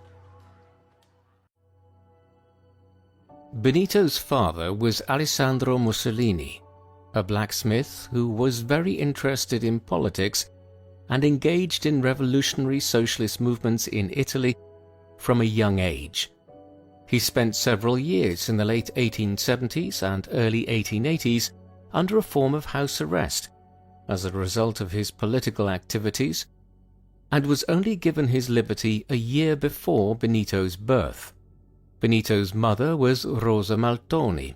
She and Alessandro had just married in 1882, and Benito was their first child. 2 others, another boy named Arnaldo, and a daughter whom they named Edvige, followed in 1885 and 1888. Rosa worked as a schoolteacher and was also a politically conscious woman. She and Alessandro named their eldest son after Benito Juárez, the president of Mexico for much of the period between 1858 and 1872, who had led the liberal resistance in the country to the French intervention in its politics and the establishment of Maximilian Habsburg as Emperor of Mexico between 1864 and 1867. Mussolini would grow up in a country that was experiencing mixed fortunes. The Kingdom of Italy had only come into existence in 1861, after centuries of the peninsula being divided up into city-states of varying size. It managed to quickly acquire further territory in the north from Austria during a brief war in 1866, and then Rome was captured from the papacy in 1870 after French troops were withdrawn there following the outbreak of the Franco-Prussian War. On top of this, the country was able to emerge between the 1880s and the 1910s as one of the major European colonial powers, acquiring control of large parts of the Horn of Africa, as well as gaining concessions in the ports of China. In 1911, control was also established over Libya, while the following year, the eastern Mediterranean island of Rhodes was secured from the Ottoman Empire. At home, the country's politics was fairly liberal and progressive, with a mix of Christian Democrats, socialists and liberals holding power from 1861 down to 1914. However, there were problems too. Italy was one of the most densely populated parts of Europe upon unification in 1861, and large parts of the peninsula, especially in the south and on the islands, were incredibly poor. Successive governments failed to address the economic problems of the state, and emigration levels were enormously high between 1861 and 1914, leading to somewhere in the region of 15 million Italians leaving their homeland for the United States, Argentina, and other countries, an indictment of Italy's inability to provide opportunities of any kind for so many of its citizens. Mussolini was strongly influenced by his parents in his early political outlook, particularly his father's views on republicanism and socialism. He attended two different schools in the Emilia-Romagna region at Faenza and Forlimpopoli. At both he clashed with his teachers and was eventually removed from the first at Faenza owing to his violent behavior, a development which disappointed his mother, a devout Roman Catholic, who had sent him to Faenza to be educated by the monks there. He was then sent to Forlimpopoli, where he also ran into difficulty. Nevertheless, he was acknowledged as being an intelligent child, and when he was just 18 years old, in 1901, he managed to graduate with a diploma to become a schoolteacher at the elementary level. Beyond this, his more unofficial education was obtained in his father's forge, where father and son often conversed about a wide range of political ideas, notably socialism and the anarchism which was emanating from Russia and other places at the time. In the summer of 1902, Mussolini delivered a public speech on the 20th anniversary of the death of Giuseppe Garibaldi, the leader of the Wars of Italian Unification a half a century earlier. Despite obtaining a diploma to work as a teacher, Mussolini soon discovered that he had little interest in his mother's profession. Instead, he was drawn to writing and politics, and decided to become a journalist, a profession which combined the two.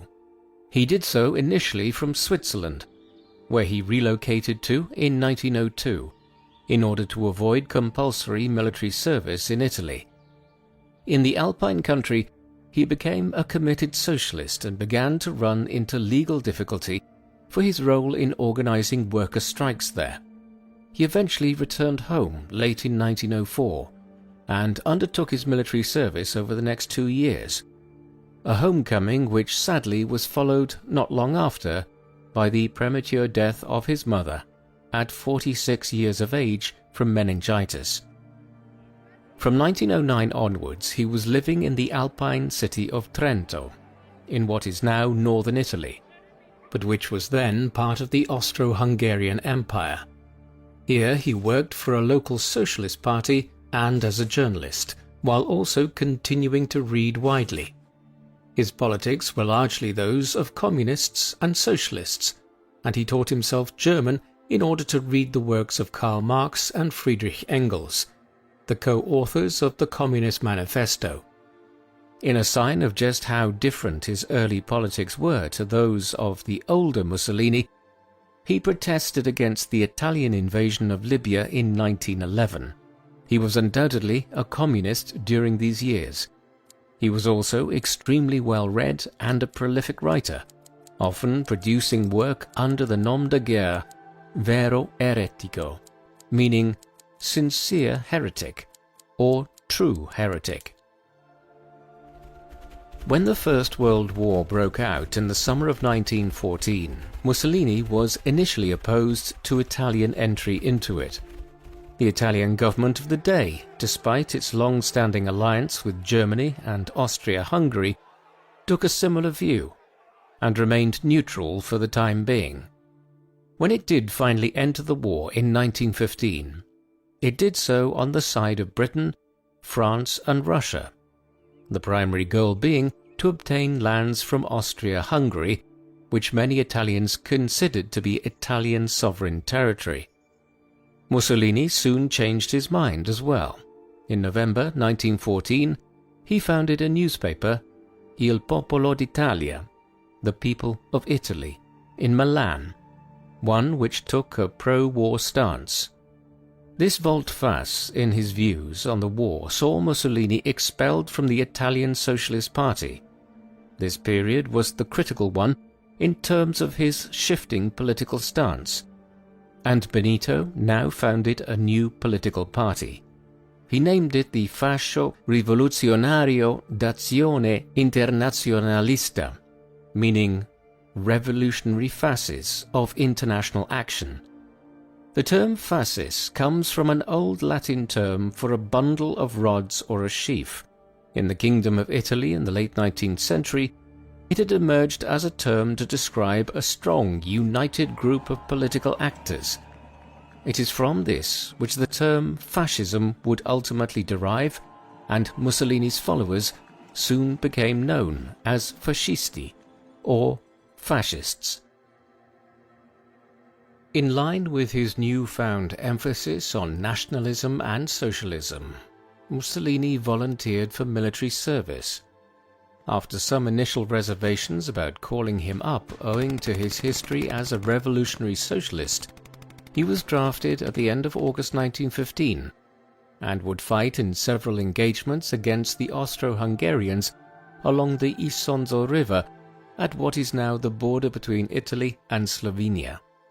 He was commended for his service between 1915 and early 1917 and promoted to the rank of corporal. His war ended when a mortar shell exploded near him in a trench, wounding him considerably and leaving him with dozens of shards of metal in his body. Throughout this period, he became more and more disillusioned with his previous beliefs in revolutionary socialism of the communist variety, and now moved towards a more extreme nationalist bent. Thus, as the war was coming to an end, Mussolini began advocating for a revitalization of Italy to become a great power and to acquire spazio vitale, literally meaning living space. The idea that Italy should expand to conquer land around the Mediterranean Sea, which the Roman Empire had once ruled over. The idea would later be paralleled in the Nazi concept of acquiring Lebensraum in Eastern Europe.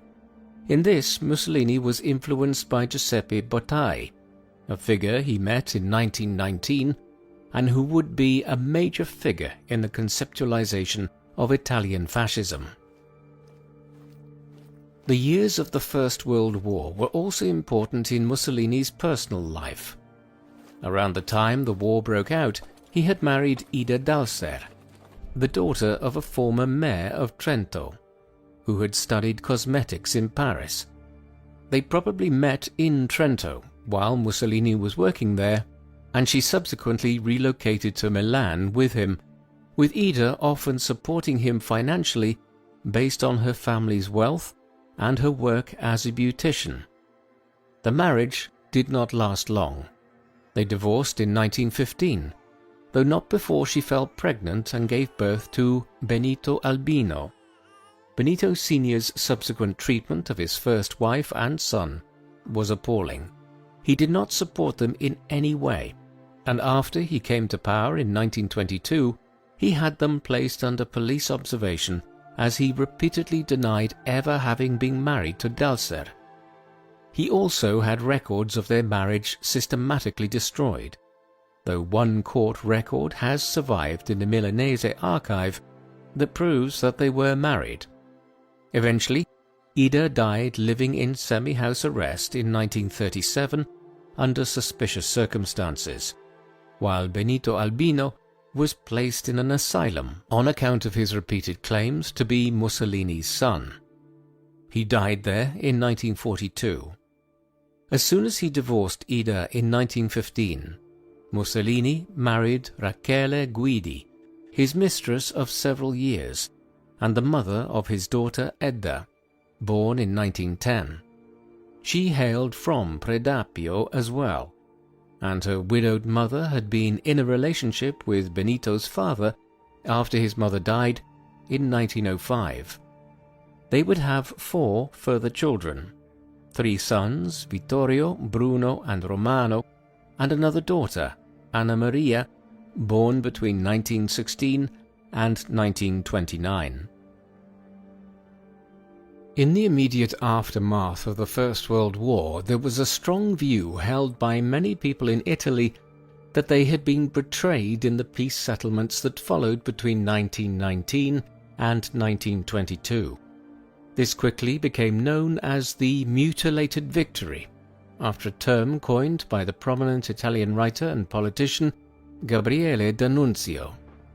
Italy had entered the war in 1915 on the side of Britain, France and Russia, on the basis that it would receive a considerable amount of territory from the Austro-Hungarian Empire once the conflict was over, specifically lands in the Alpine South Tyrol, bordering northern Italy, and along the Istria and Dalmatian coast on the eastern side of the Adriatic, where Slovenia, Croatia and Italy meet today.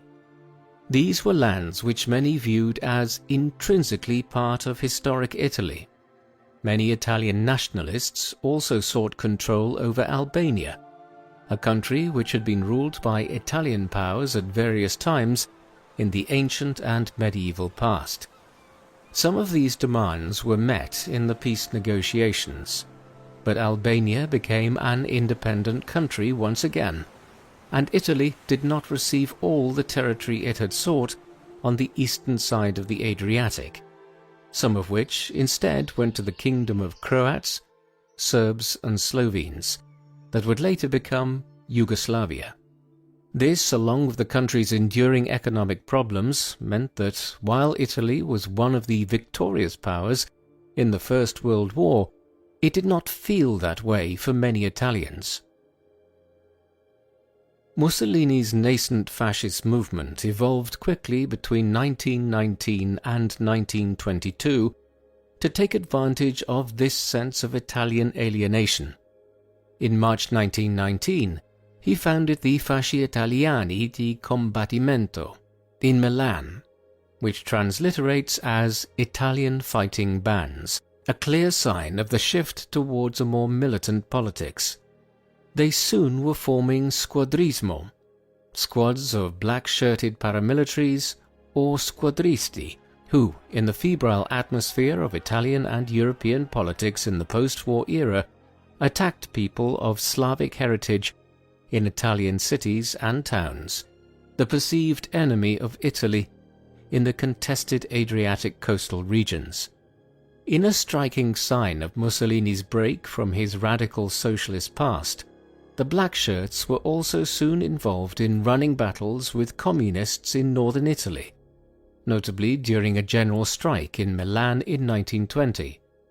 The Black Shirts were the first of numerous fascist paramilitary organizations that would appear in Europe over the next decade or so, others being the SA Brown Shirts of the Nazis, the Black Shirts of Oswald Mosley in Britain, and the Green Shirts of the Yugoslav Radical Union in the Balkans. The Black Shirts in Italy would remain a feature of Mussolini's organizations even after he established a new party again in 1921. This was one known as the Partito Nazionale Fascista, or National Fascist Party. It would be the first fascist party to seize power anywhere in Europe.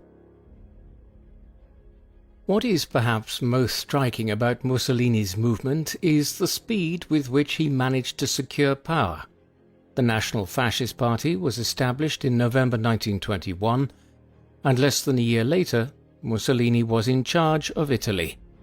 In the 1921 general election, while still campaigning as the Fasci Italiani di Combattimento, Mussolini and his followers had won 35 seats in a general election as part of the wider National Bloc.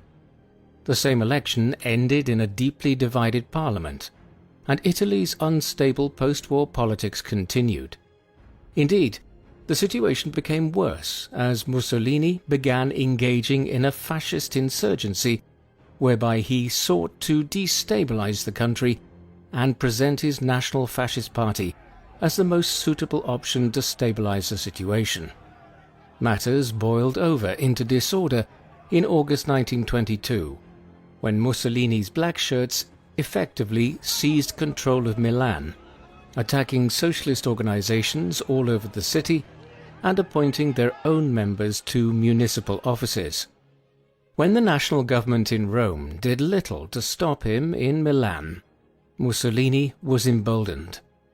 He now began preparing to march on Rome, principally from Milan, but also ordering units of squadristi to do so from Naples and other towns and cities. The march on Rome commenced on the 28th of October 1922 and would end 3 days later with somewhere over 25,000 Black Shirts involved.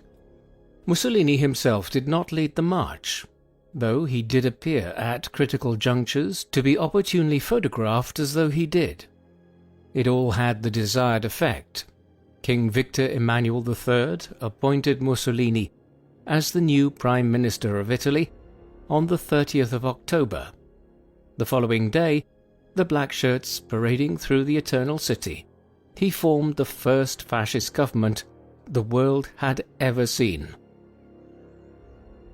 Mussolini did not immediately acquire dictatorial powers. It was a gradual process in the first 2 or 3 years that he was in office. A number of events helped him consolidate his control over Italy. In August 1923, an Italian diplomat named Enrico Tellini was killed while adjudicating on a border dispute between Greece and Albania. Mussolini responded by invading the Greek island of Corfu in September. He subsequently relinquished control of the island, but extorted 50 million lira off the Greek government in return for doing so, while the Corfu incident also helped quell Greek calls for the return of Rhodes and the other Dodecanese islands in Italian possession. It hugely bolstered Mussolini's reputation in Italy, seemingly proving that a fascist leader was capable of asserting a strong Italian international presence. Just 2 months after this, the Acerbo Law was passed, which dictated that the party which received the most votes in an Italian election would receive 2/3 of the parliamentary seats. This was employed when a new election was held in April 1924. While the election itself was somewhat fair, the application of the wildly undemocratic Acerbo Law ensured Mussolini completely controlled the parliament that resulted from it. Finally, in 1926, all other political parties other than Mussolini's National Fascist Party were banned, completing the transition to a one-party dictatorship. In line with this, Mussolini increasingly became known as Il Duce, the leader, a title which Adolf Hitler would later adopt in Germany, though using the Germanic Führer. The question arises from all of this as to what extent Mussolini was the architect of European fascism, an ideology that would be adopted by a wide range of countries across Europe in the 1930s. There is no denying that Mussolini was a pivotal figure in this, not simply because it was he that led the National Fascist Party and the Blackshirts to power, but also because he wrote extensively on the topic in numerous essays and books in the 1920s and 1930s, most notably The Doctrine of Fascism, an essay he produced in 1927. Yet others were just as significant, notably the political philosopher Giovanni Gentile, who served as the Minister for Education early on in Mussolini's government.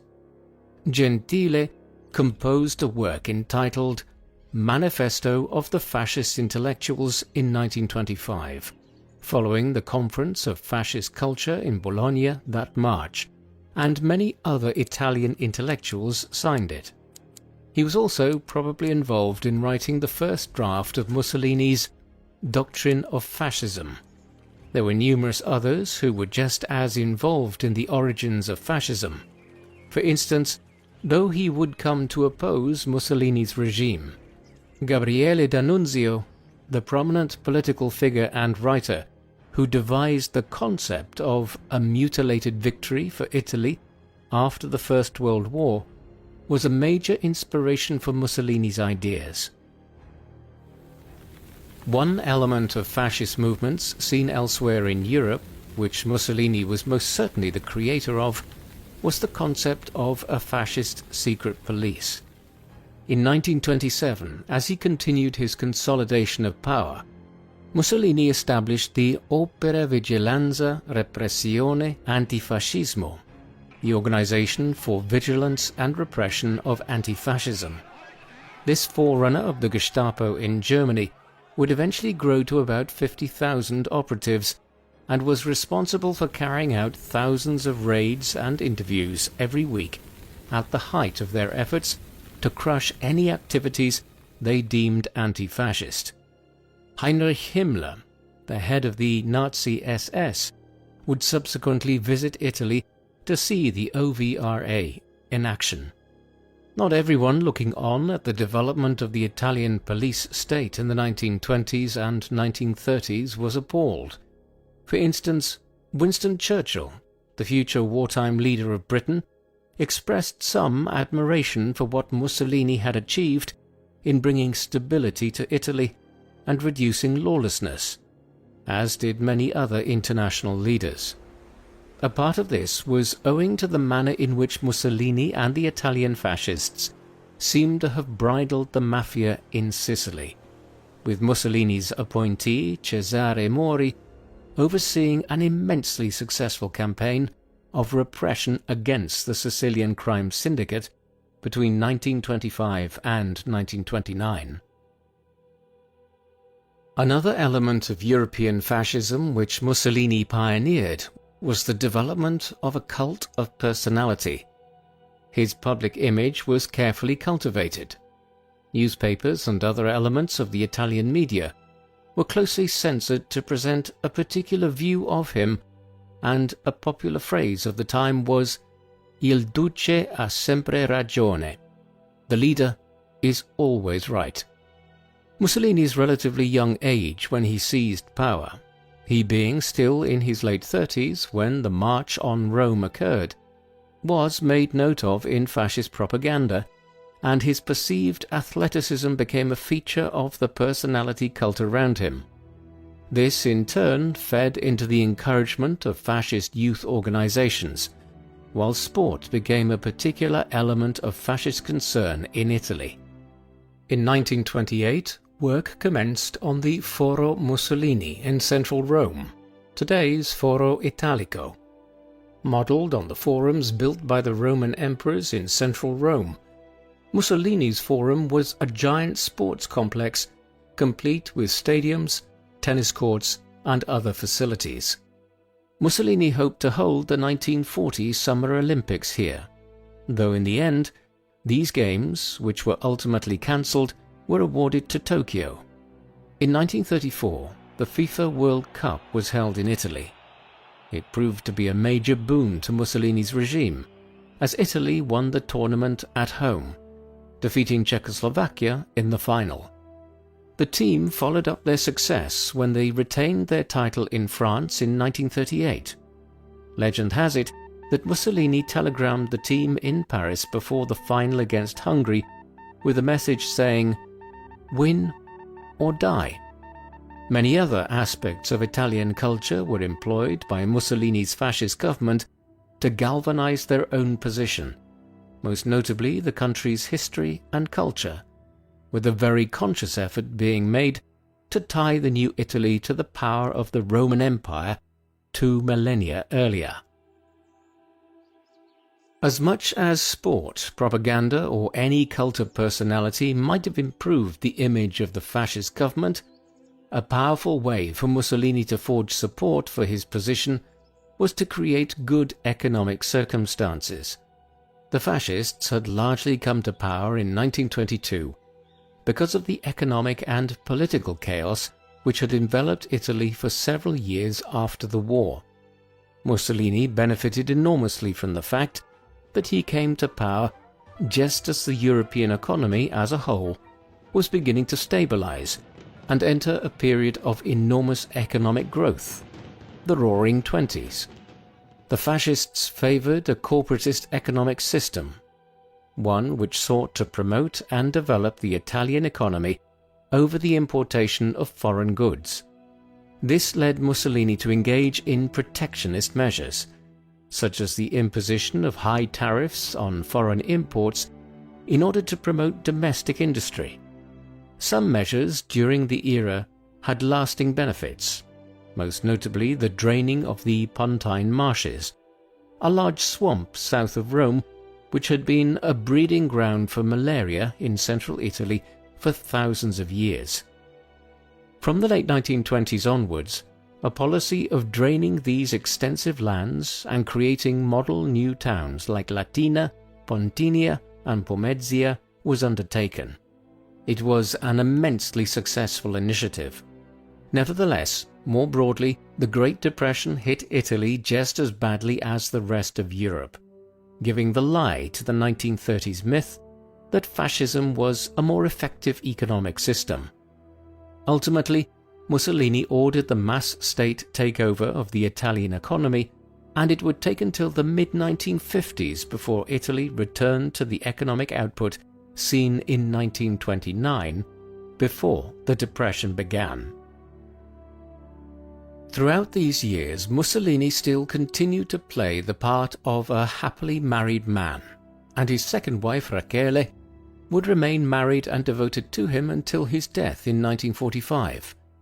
However, he was a serial philanderer, one who had a great many mistresses over the years, and probably a huge number of casual partners.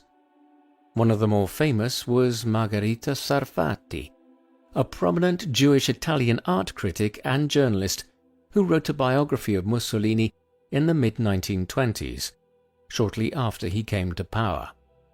We can get a sense of how many others there were from the fact that Mussolini is known to have sired at least 9 illegitimate children with 8 different mistresses.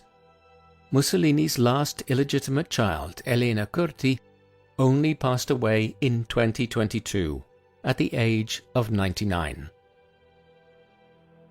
An important part of Mussolini's approach towards government was the aim of building Italy into a great power and rectifying the perceived injustice the country had suffered at the end of the First World War.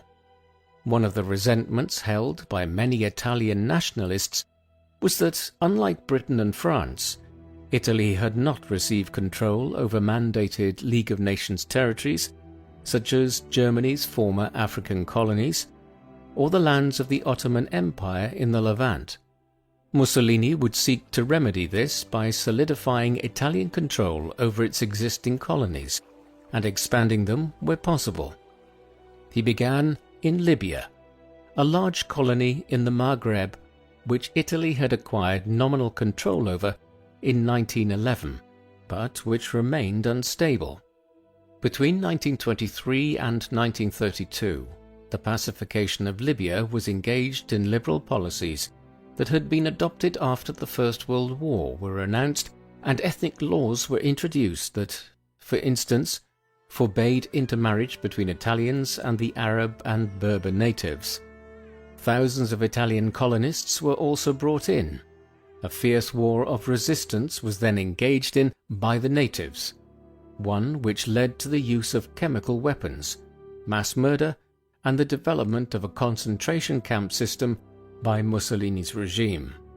Huge numbers of Bedouin and Berber people were also moved from their traditional homelands and resettled as part of a program of genocide and ethnic cleansing.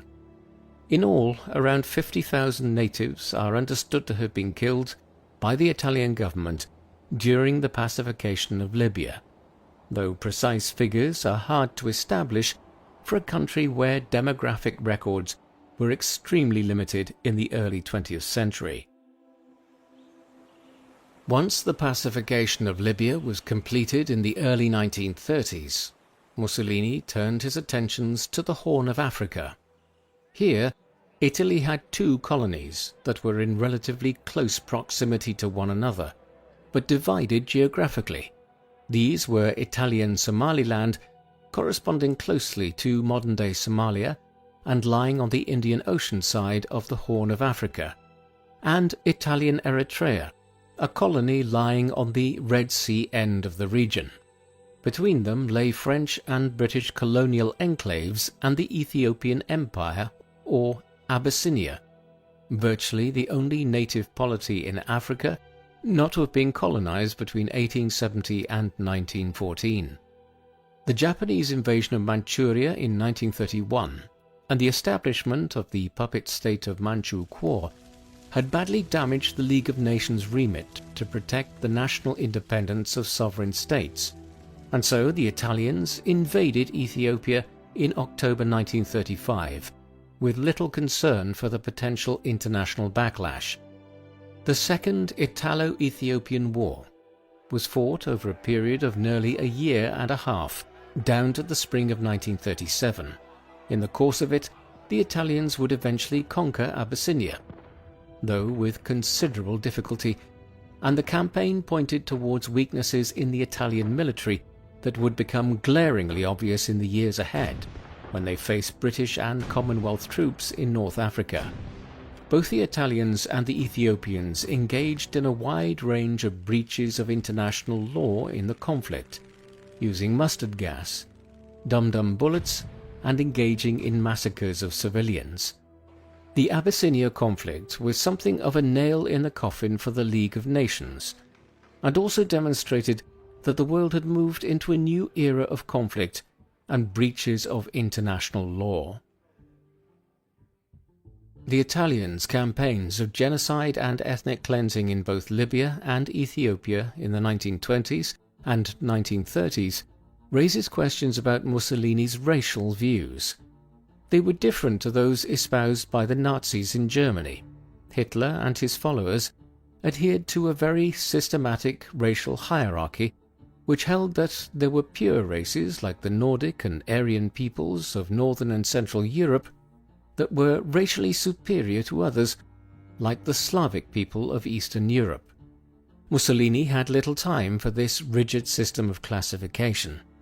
He was on record many times as saying that the idea of pure races within Western and Central Europe, parts of the continent where people had intermarried and moved between countries over thousands of years, was somewhat nonsensical. However, he did adhere to some elements of this. For instance, because Eastern Europe was divided culturally, socially, and politically from Western Europe through most of the medieval and early modern eras, he did accept that the Slavic people were different to the peoples of Western Europe, and was more than willing later to exploit this racial view of the Slavs to make claims on territory in the Balkans for Italy. Elsewhere, he was nowhere near as anti-Semitic as Hitler or the Nazis in general, even being on record as praising the contribution of Jewish Italians to the country's war effort between 1915 and 1918, while he also had several Jewish lovers. The Italian fascist regime would only begin to adopt anti-Semitic policies in the late 1930s once it allied with Germany. Yet where Mussolini's racial views were very clear was when it came to black people almost anywhere. He regularly made statements about how white Americans would be overtaken by black communities in the United States, and spoke about disparate birth rates between white and black people in Europe and the Americas. Thus, where Mussolini's racial views were most prominent was when it came to white and black ethnic groups. This in part explains the particularly brutal nature of the pacification of Libya and the Second Italo-Ethiopian War. Mussolini did involve Italy in another conflict during these years.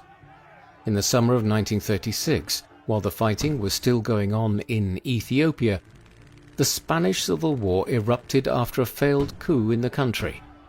It pitted a right-wing nationalist faction against a left-leaning Republican army. Through a series of deaths of more senior commanders, General Francisco Franco would end up as the leader of the nationalists in the course of the war, and the regime he would eventually establish is generally considered a fascist one, though skewing more towards corporatism, a subtle distinction within the politics of the era. Throughout the 2.5 years it was fought, down to the victory of Franco and the nationalists early in 1939, a wide range of European powers contributed forces and aid to one side or the other, as it became a proxy war between fascism and communism in Europe.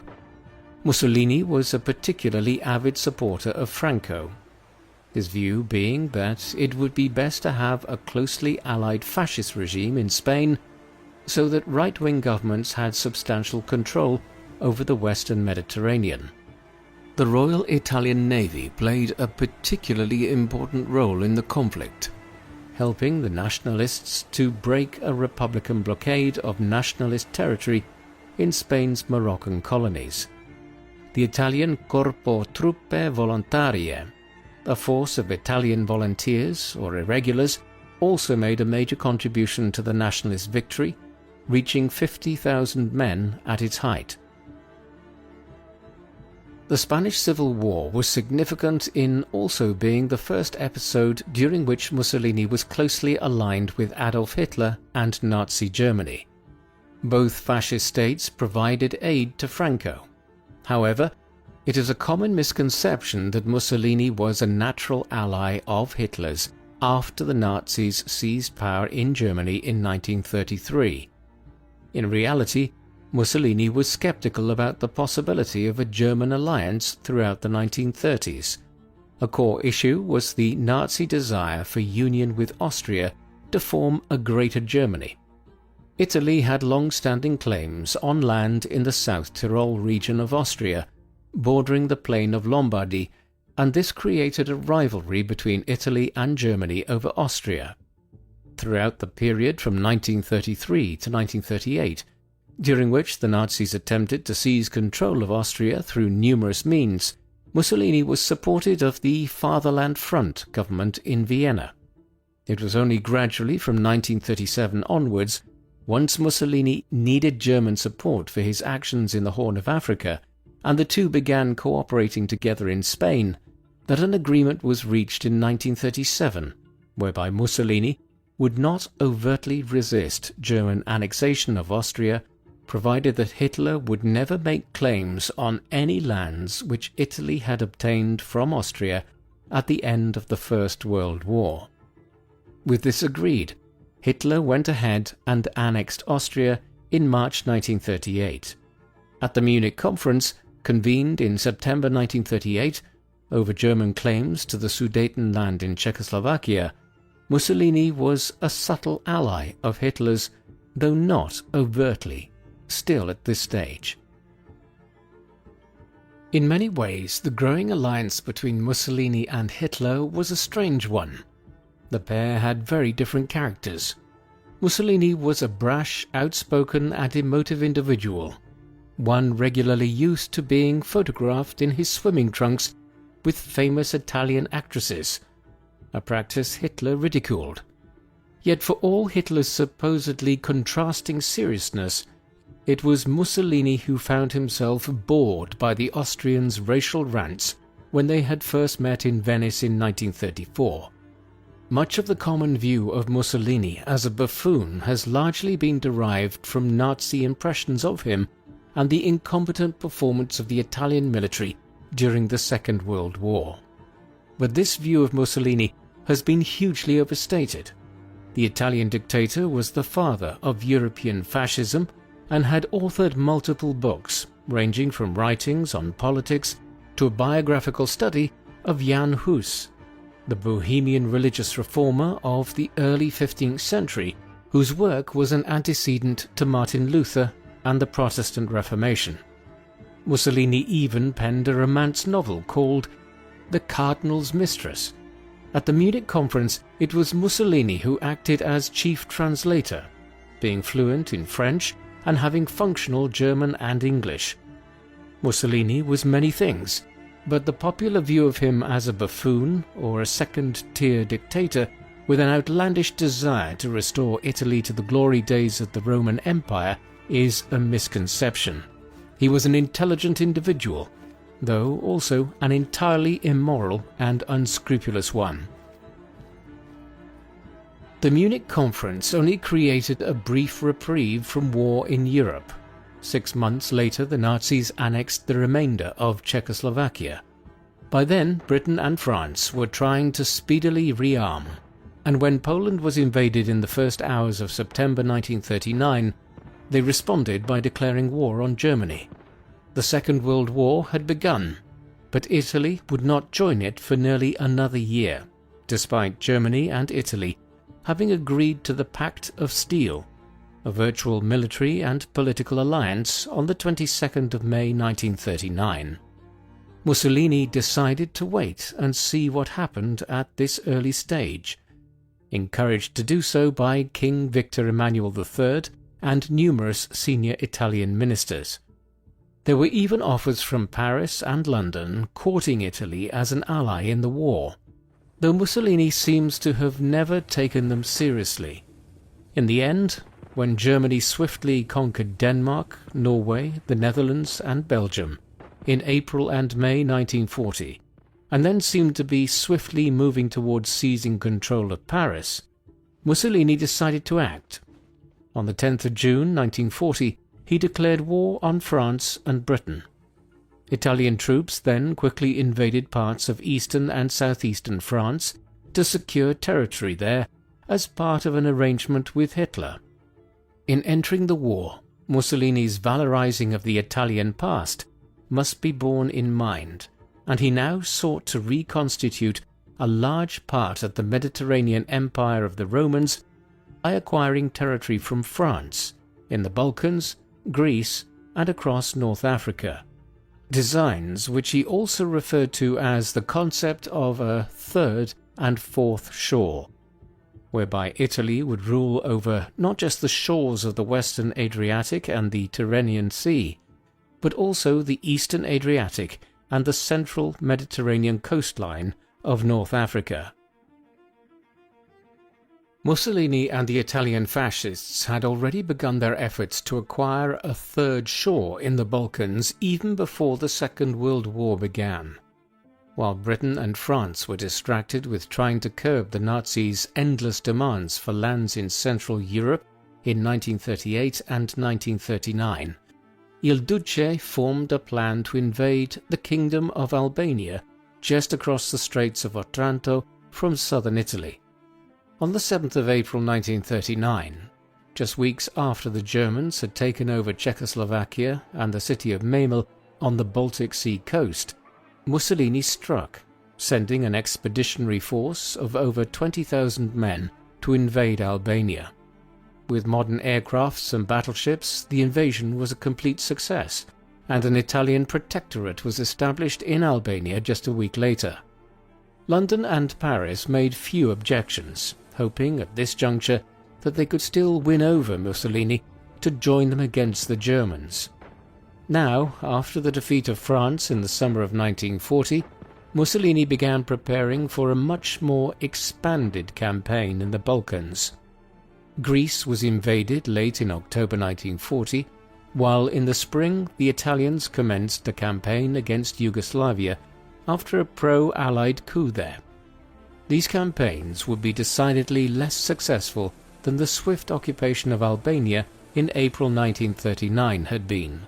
Before long, Mussolini would have to call on his German allies to lend further support to the Italian divisions in the Balkans. The diversion of German troops and attention to the Balkans in the spring and summer of 1941 are often seen as a contributory factor in the failure of the Germans to take Moscow and Leningrad before the Russian winter stopped their advance into the Soviet Union later that year. The inadequacies of Mussolini's armed forces were even more strikingly on display in North Africa. Hitler's plan was for the Italians to push eastwards from Libya to seize Cairo and then the Suez Canal in Britain's protectorate of Egypt. Then, once the Germans had pushed through Ukraine and into the Caucasus, they would swing south and launch a double-sided attack on the British possessions in the Middle East, where some Arab allies were being courted by the Nazis in Iraq and elsewhere. This would secure both the oil fields of the Caucasus and the Middle East, which, when combined with the capture of the Suez Canal, would leave the British with little option but to negotiate peace terms that would be very favourable to the Axis powers. There was only one problem with this plan. The Italian Royal Army performed abysmally in North Africa following Italy's entry into the war in the summer of 1940. The British, aided by substantial numbers of Commonwealth soldiers from Australia, New Zealand, South Africa and India, pushed the Italians back into Libya and scored a substantial victory at the Battle of Beda Fom in early February 1941. A few days later, Erwin Rommel was appointed to head up the Afrika Korps, a German expeditionary force that had been preparing to head to North Africa for several weeks. This force of just over 30,000 men and a substantial tank brigade would turn the tide back in the favour of the Axis powers, and Egypt was under threat again by the summer of 1941. Still, the necessity of drawing on German aid in both the Balkans and North Africa pointed towards the hollowness of Mussolini's claims regarding Italy being a newly ascendant great power in the Mediterranean. Mussolini was drawing on ever greater amounts of German aid as the war went on, but he still steered an independent line on many issues. One was the Italian attitude towards the Jewish population of Italy and the territory it had occupied. Mussolini's anti-Semitism did not reach the levels of Hitler and the other Nazi leaders. Instead, Mussolini's racial views tended to focus more on distinctions between white and black people and a concern for what he conceived as falling birth rates amongst the white races. There was no major campaign of persecution against the 50,000 or so Jews who called Italy home under Mussolini in the 1920s and most of the 1930s. A turning point was 1938, as Mussolini drew closer to Hitler and the Nazis. At that juncture, a watered-down Italian version of the German Nuremberg laws were introduced in Italy, ones which removed Italian Jews from government jobs and regulated intermarriage between Jews and non-Jews. It is clear that these measures were not intensely enforced, and that Mussolini had introduced them more to appease the Nazis than anything else. A sign of the fact that Mussolini's regime was not as anti-Semitic as Germany was seen in the movement of many Jews from Nazi-occupied regions in 1940 and 1941 to Italy and Italian-occupied lands. The Holocaust, as we will see, would only really strike Italy once the Germans became the de facto occupying power in the autumn of 1943.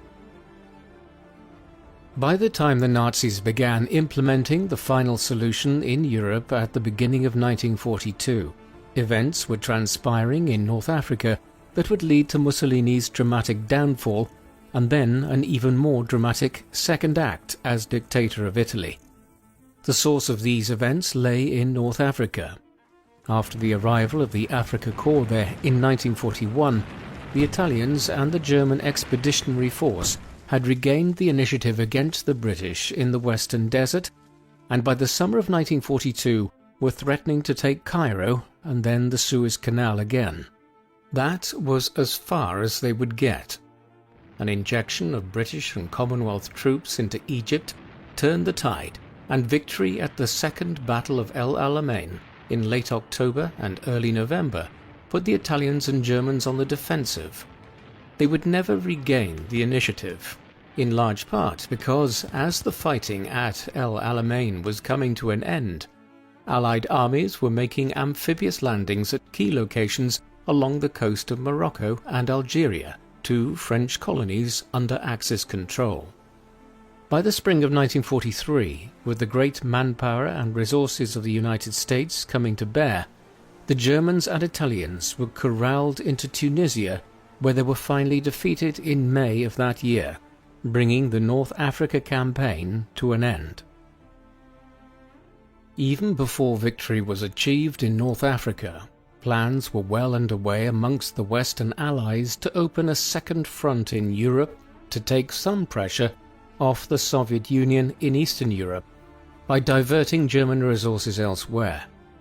Winston Churchill wanted this new front to be established in the Balkans, yet eventually the more logical plan was selected.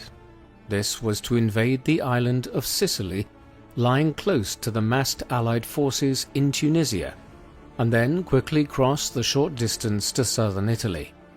What was codenamed as Operation Husky began with an aerial bombardment of Italian positions on the 9th of July 1943, followed by an amphibious assault on the west and south of Sicily on the 10th, during which over 150,000 Allied troops began making landfall. The Sicily campaign would last 6 weeks before the island was fully secured by the Western Allies, succeeding in drawing extensive German resources away from Eastern Europe in the process to shore up the defence of Italy. A 2.5-week reprieve followed before the Allies began the process of transferring hundreds of thousands of soldiers across the Straits of Messina and through the Gulf of Taranto and the Tyrrhenian Sea into southern Italy to begin the conquest of Italy on the 3rd of September. Just over 3 years after entering the war, it was all ending in complete disaster for Mussolini. Even before the conquest of Sicily had been completed, Mussolini had been toppled in Rome. Mussolini was unquestionably the dictator of Italy from 1922 onwards, but he did rule alongside others, the Grand Council of Fascism being the foremost governing body of the regime. It was made up of senior army generals, leading members of the largely ceremonial Italian parliament, and a wide range of ministers and heads of corporate governing bodies. The Grand Council met on the night of the 24th of July, in the midst of the Sicilian campaign, when Mussolini stated that Hitler was considering a strategic withdrawal from southern Italy to form a defensive line against the Allies in the mountains of central Italy. The former Minister for Justice Dino Grandi, whom Mussolini had demoted in February, owing to his criticism of Italian efforts in North Africa, launched a blistering attack on Il Duce.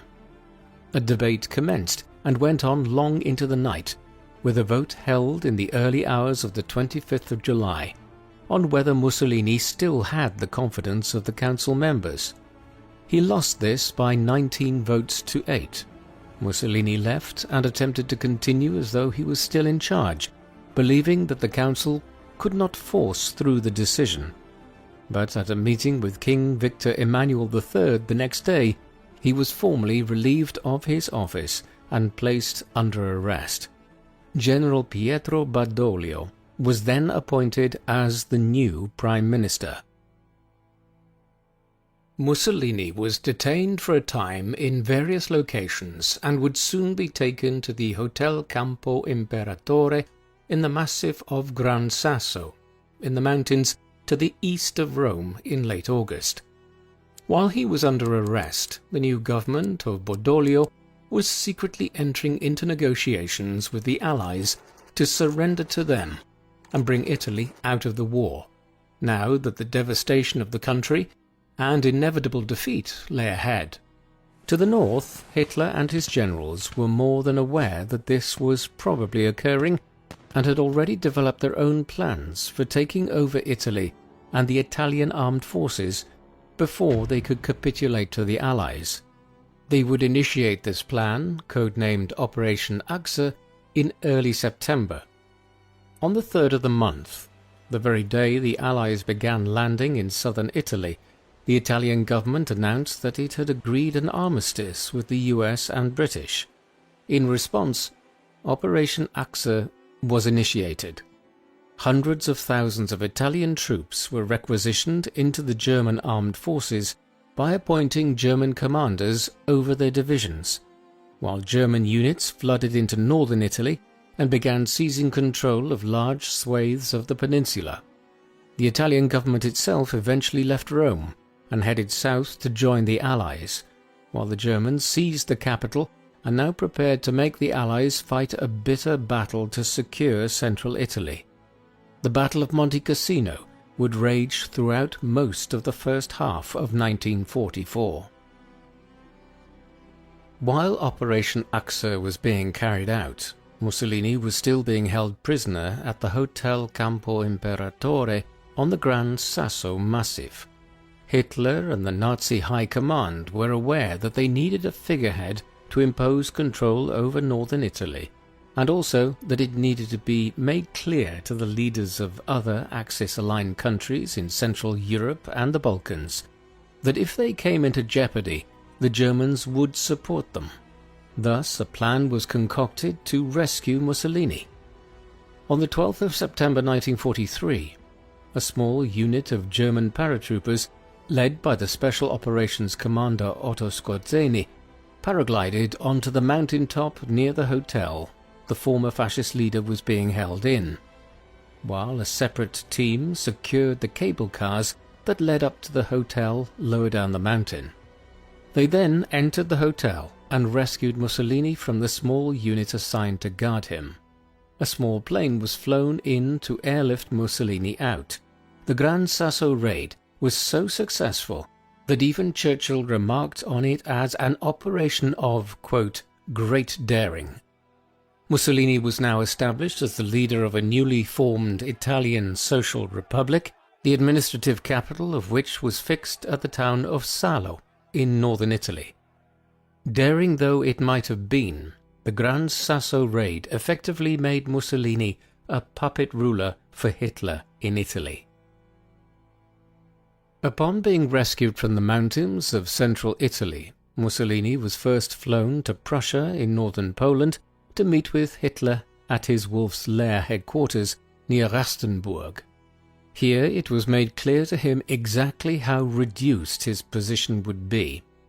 The Nazis were to effectively annex the northeast of Italy into the cumbersomely titled Operational Zone of the Adriatic Littoral, while the fascist independent state of Croatia was granted lands on the eastern side of the Adriatic, south towards Split.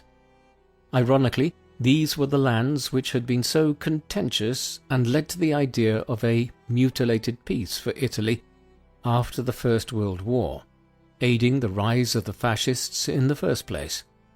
Having been humiliated through this stripping away of Italian land, Mussolini returned to Italy. He would reside for the last year and a half of his life at a nice villa on the shores of Lake Garda near Gargnano, in northern Italy.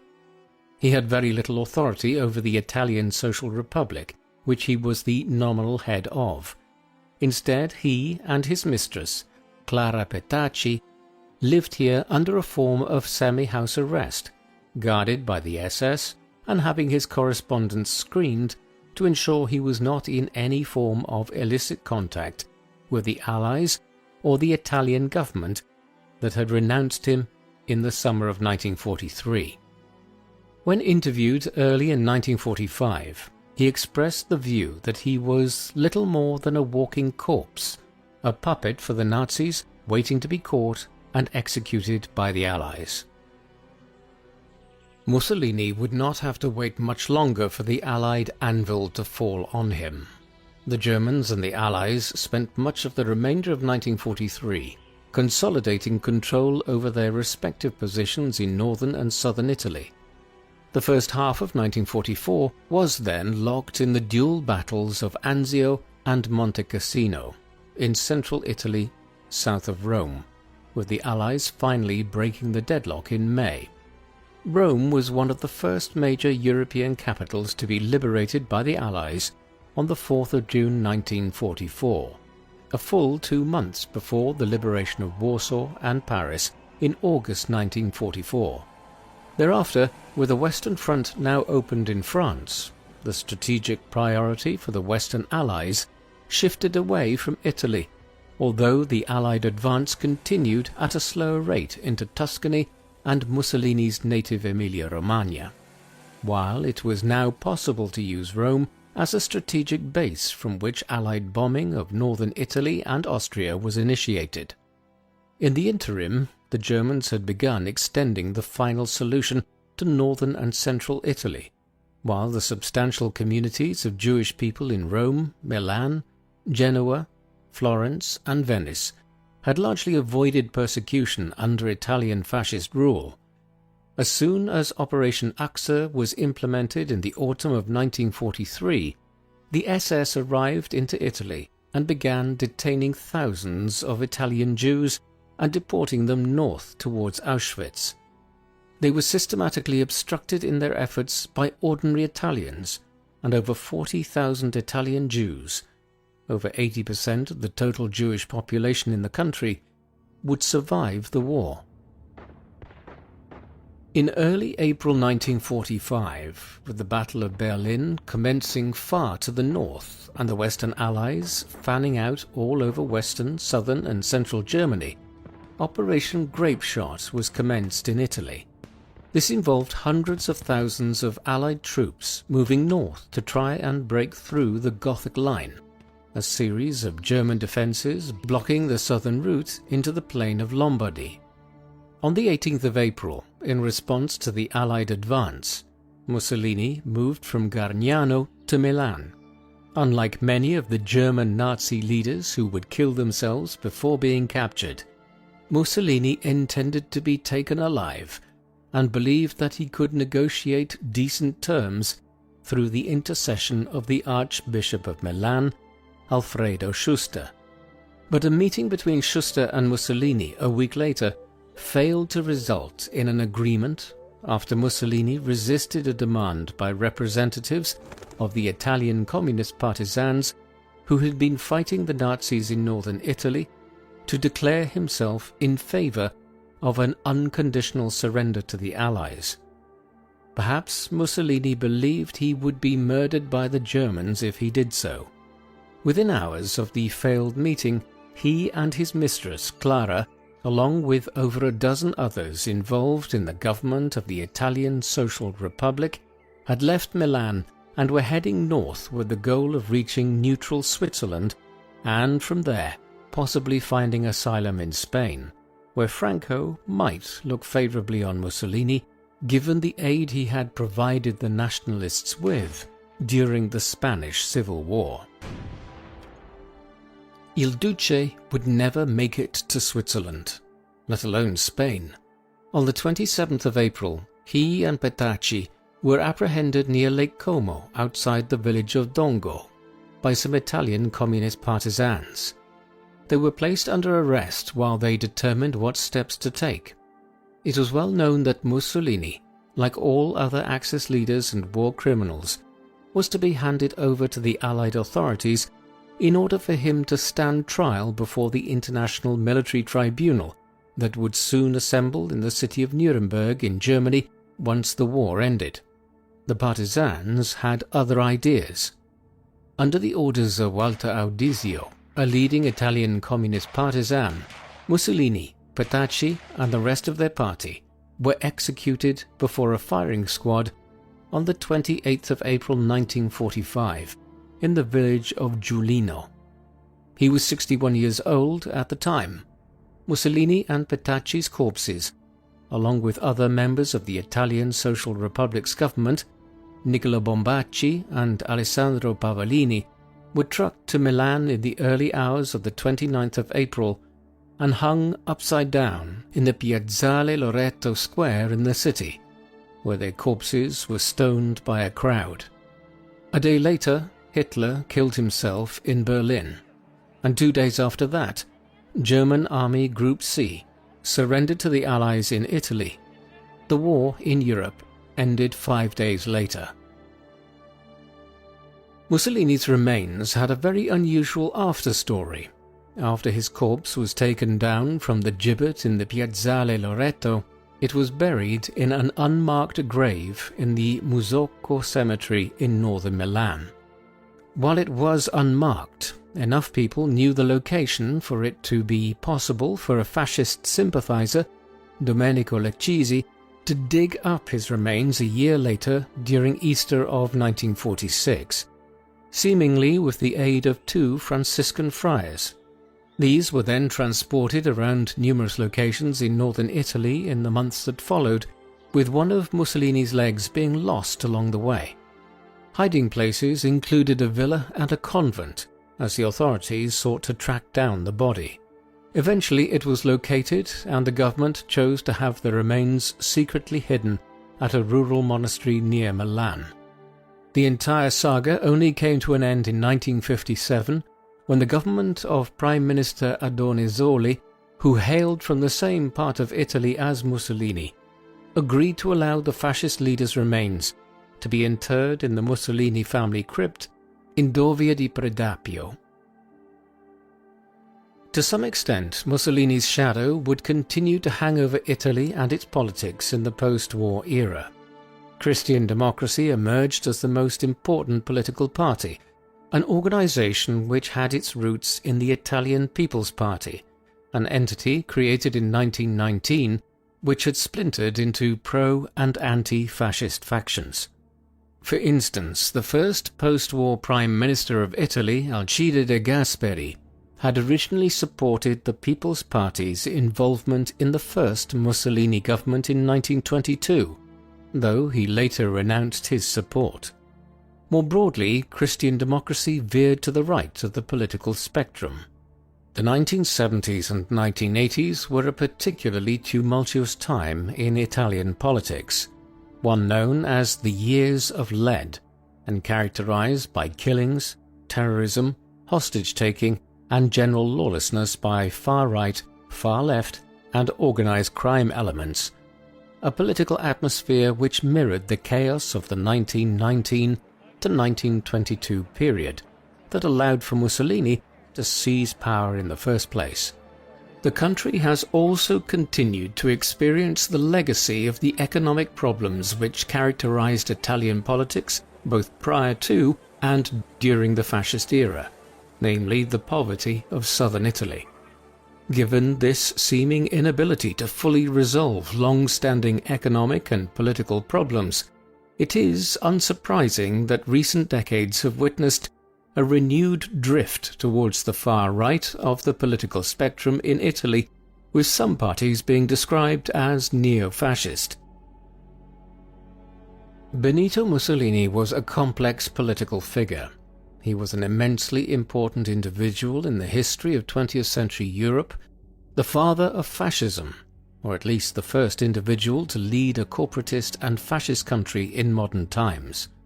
He was also an intellectually capable person, one who wrote numerous books, articulated a vision for Italian society, after the tumultuous first 60 years of the Kingdom of Italy and sought an alternative form of socialism to the communism that was taking root in Russia in his own time. Yet all of this contrasts sharply with other elements of his life and career. Some began to view Mussolini as a trumped-up buffoon over the years, a purveyor of a ridiculous machismo, and a dictator who proved to be an absolute liability as an ally for Hitler and Nazi Germany from 1940 onwards. The Italian army underperformed everywhere it fought against the Allies. It was only when the Afrika Korps arrived to North Africa early in 1941, and after the Germans took over the remnants of the Italian army in Italy and the Balkans in the autumn of 1943, that the Allies began to meet stiff resistance on both fronts. In this sense, it was fitting that Mussolini had to be personally rescued from his own people by the Germans in September 1943, and spent the last year and a half of his life as little more than a German puppet ruler. Still, we should not view Mussolini as an insignificant figure. His racial views and capacity for mass murder were nowhere near as extreme as those of Adolf Hitler, but in both his colonial policies in Africa in the 1920s and 1930s, and in tying his mast to that of the Nazis from 1940 onwards, he inflicted an enormous amount of suffering on the lives of many people around the Mediterranean and the Horn of Africa. What do you think of Benito Mussolini? Did he represent a significantly different form of fascism than the Nazis? Or did the actions of Italy in Africa, under his watch, demonstrate that he was just as genocidal as Hitler? Please, let us know in the comment section. And in the meantime, thank you very much for watching.